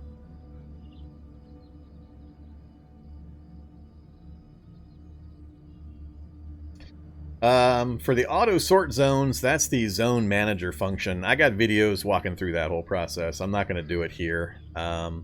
That's the kind of thing I can just point people right to my quick tip section and just go look up zone manager on my quick tips. There's 2 episodes. One is the original implementation for doing your base managing of inventory, and then the other one is for when they added the ability to do it with the vehicles. So I did an update to the zone manager. Super, super helpful, super useful. I do recommend you know what it is and how to do it. Brand new friendly, or new players, it's good to know about, but I don't think they're going to be using it immediately. But it's very helpful for pack rats especially, and for anybody hauling crap loads of stuff back. But yeah, just go watch my video for that. It's too much explaining, and I'm not going to do it again when I've got a nice, simple to watch video I can point people towards. Why do I not like the farming system at the moment? What do you mean at the moment? What's this at the moment stuff? I just don't like farming. Not my thing. If I want to play Farming Simulator, I'll go play Farming Simulator. I don't want to play Cataclysm Farming Simulator 2019. Here's my main issue. What's the point? What's the point of the farming? I can be a super mutant cyber god in 30 days. What? I just don't see the part. I mean, unless I'm farming just to farm, I guess, I just don't see the point. And there's no real reward or endpoint, or there's nothing to do there. I know how to do it. I just don't know why I would do it. Food is super easy to come across. Now, let me preface this as I always do. I know way too damn much about this game, so it's impossible for me to die of starvation or dehydration. I'd have to have some really crazy starting circumstances for me to ever have even a remote chance of dying of starvation or dehydration. I don't care what time frame I start in. I'd have to start middle of winter, buck naked, in a woods. That I wouldn't survive. Nobody would. That's not a big deal. But in any kind of reasonable circumstance, there's no chance I'm ever going to die of starvation or hunger. I know where everything's at. I know how to get to everything. I know all the good food sources and how to get to them and what's required and so on. So it's different for me. Now, if people like farming, more power to you. Use the video, figure out how to do the automatic sowing and so on of the crops through the zone manager. That's all great. If people want to farm, I'm happy that it's in the game if they want to do that. So I will never farm. There's no point to it for my purposes. I'm more here for the tactical combat situations. That's more my focus and my interest. I like the nitty-gritty, oh my god, I'm about to die, I'm running through this town, how do I survive? That's the kind of stuff I like. I personally don't get into the whole zen, let's go build a farm just to build a farm and grow some crops kind of thing. I understand other people might enjoy it, might find it interesting or soothing. It personally holds no interest for me, so I'm not going to be doing it anytime soon. And thank you very much there, AK Ripper, Rippler, AK Rippler. Nobody told me when I started this whole YouTube, Twitch stuff that the hardest part of the whole goddamn process was going to be reading people's names. I figured out how to use the camera system, how to fine-tune my sound and my video and everything else. No problem. Read somebody's name on some of you guys' avatars. I'm screwed, no matter what I say.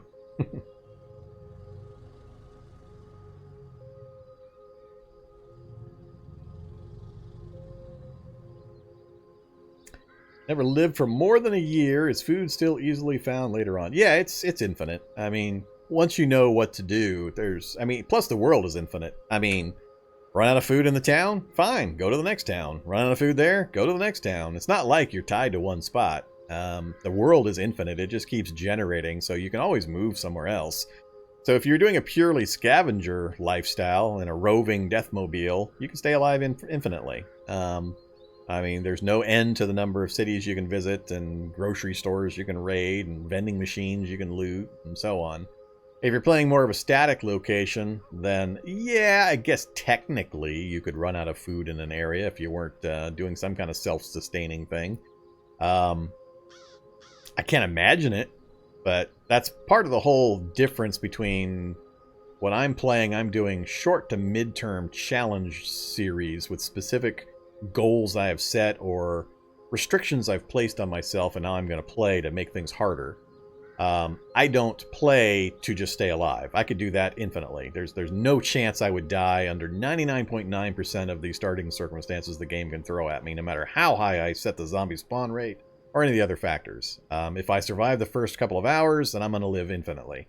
There's just no way to really die once you've gotten past whatever the initial dangerous stage is, if that's what you chose to do. If you're playing total pansy, don't kill me, I'm going to live forever, super careful mode, it would be impossible for me to get killed. But that's just because of the hyper amount of time I've played the game and the familiarity I have with all the systems and the game worlds and such. Newer players, absolutely, they can definitely starve to death.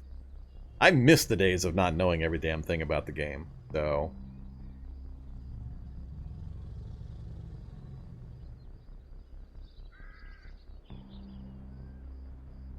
Oh, I do megacities all the time. I've got lots of megacity challenges on my channel.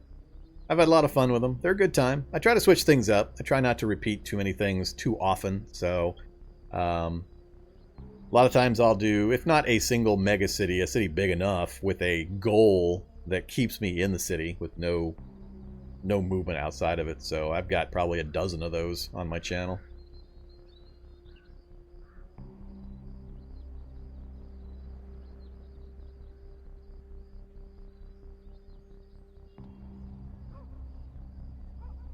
I haven't seen the details about the PR. I just know that they're working on the workbenches. I mentioned that earlier in the stream tonight when I was doing the... we were in an evac shelter, and I was showing the first day or two of how to stay alive and what to build and all that. And as I was crafting, I kept dropping the item and having to pick it back up and complete the activation and all that. So I mentioned that they're working on the workbenches, and that's kind of an intermediate process that they had to do in order to get certain things set up so they could finish other things. So I know the workbenches should be coming here pretty soon. So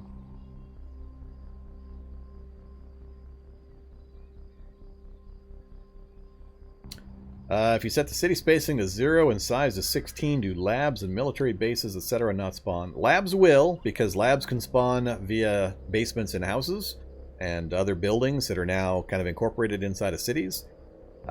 You can get lab entrances in prisons, in house basements, and so on. So you can most definitely have multiple labs underneath a megacity, just for that reason. Now, whether the laboratories are going to spawn close enough, I don't know the world gen rules well enough. And there have been a lot of changes to that math recently, so that's a little trickier for me to answer. I have seen labs right on the edges of the megacities. Even the megacities with 16.0 will have spaces. You'll see these straight lines running across the edge of the city at some point.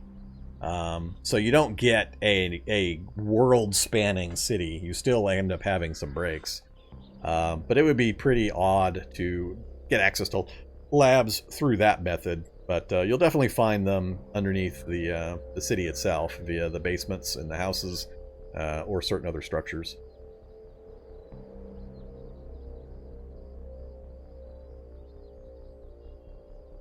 How to get water early on if you have no rivers or anything like that and all toilets are frozen? Really, really easy.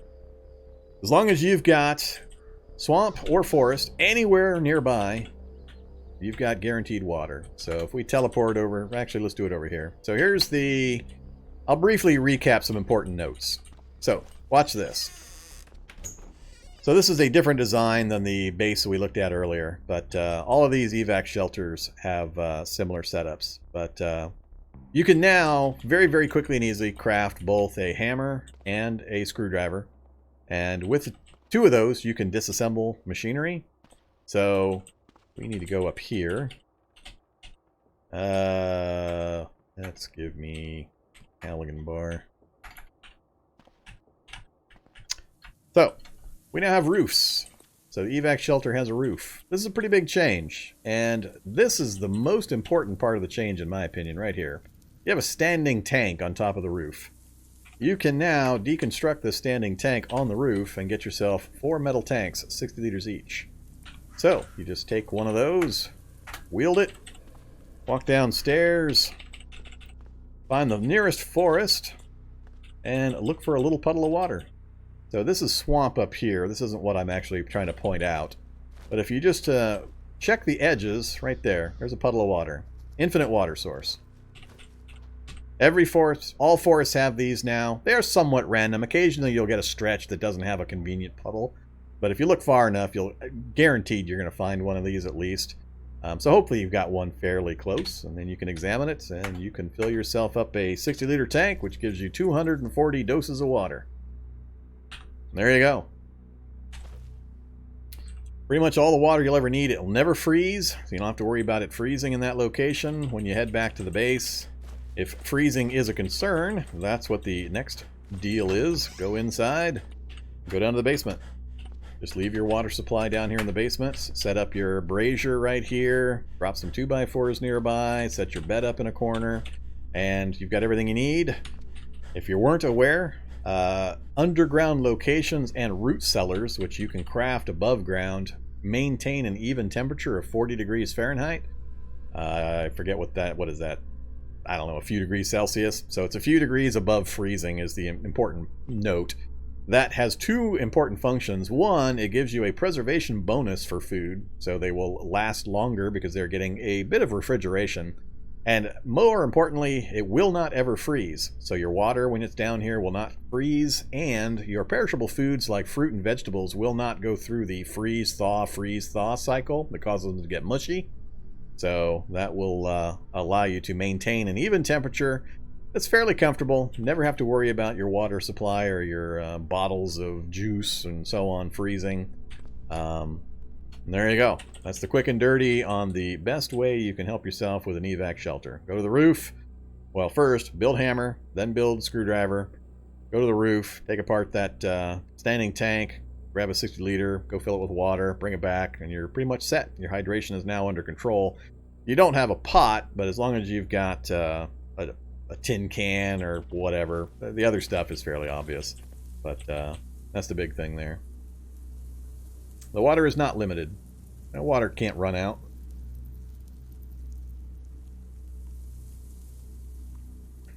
No, the roofs are now standard. I have no mods. Here's my mod list currently. So, options, whoops, no.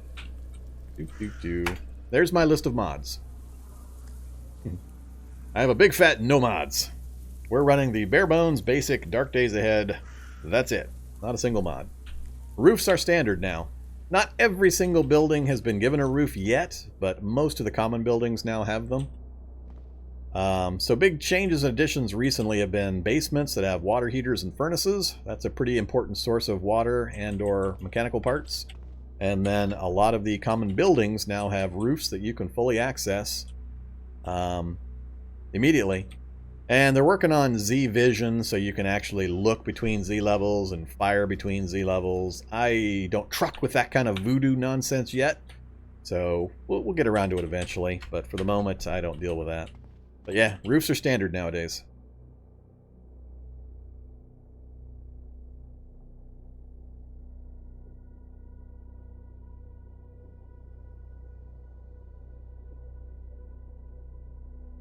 Yeah, I saw some notes about the refrigeration stuff. I wasn't overly concerned.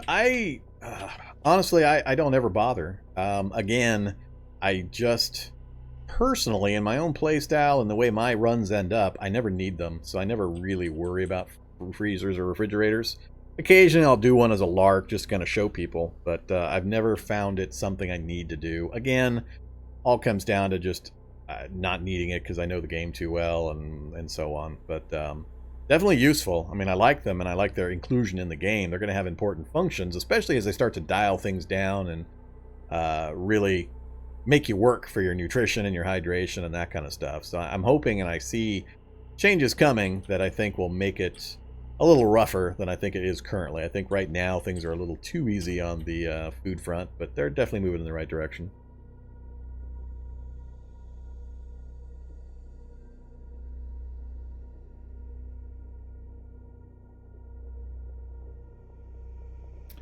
Things got a lot easier as thermometers became much more prevalent. I think now you can just take apart any refrigerator to get a thermometer. Were you interested in crafting one of those? That was the sticking point previously, was the thermometers were stupid hella rare. You had to get lucky with an ambulance or doctor's office, or get one out of a lab in order to get a stupid thermometer just to make a mini freezer. So that's opened up quite a bit. Now I think you can get them out of, the water heaters in the basements have them, I think, last time I checked. And refrigerators now have them. And I seem to see them all over the place nowadays. So they seem a lot easier.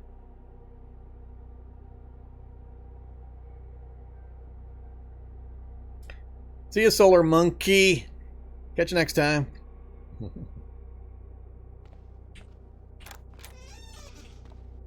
Alright. Anything else you guys want me to talk about? Going up on 7 hours. I'm getting a little bit punchy. So if you've got any last questions to throw my way, I'm happy to answer them. My plan is I'm contemplating to do one of these once a month.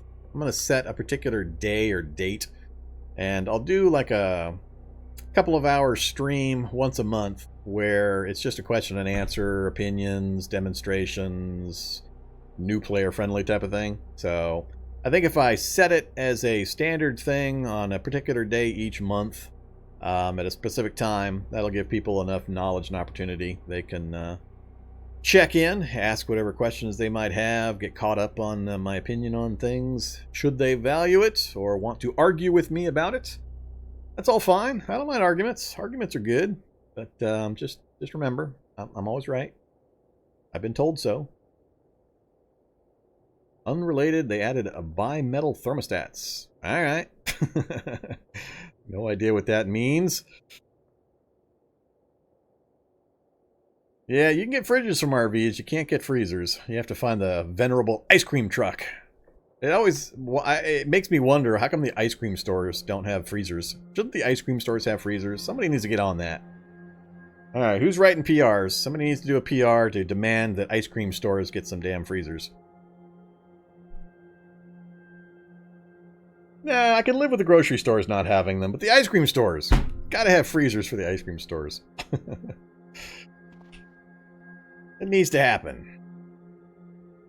Alright, well I think that's it. I'm gonna bail. I don't see any other pressing questions going on, so thanks everybody for watching. Appreciate it. Hope you found some of the information helpful, useful, or otherwise mildly entertaining. So it's a good change from my normal try-hard Super Peen challenge mode. I'll be back on Wednesday to continue that kind of nonsense, so if you're wanting to see me get my ass kicked by some zombies, that'll happen on Wednesday. Not sure what I'm going to run at that point. I'll come up with something, so look forward to seeing you then, and I will catch you later. So have a good night, stay safe out there.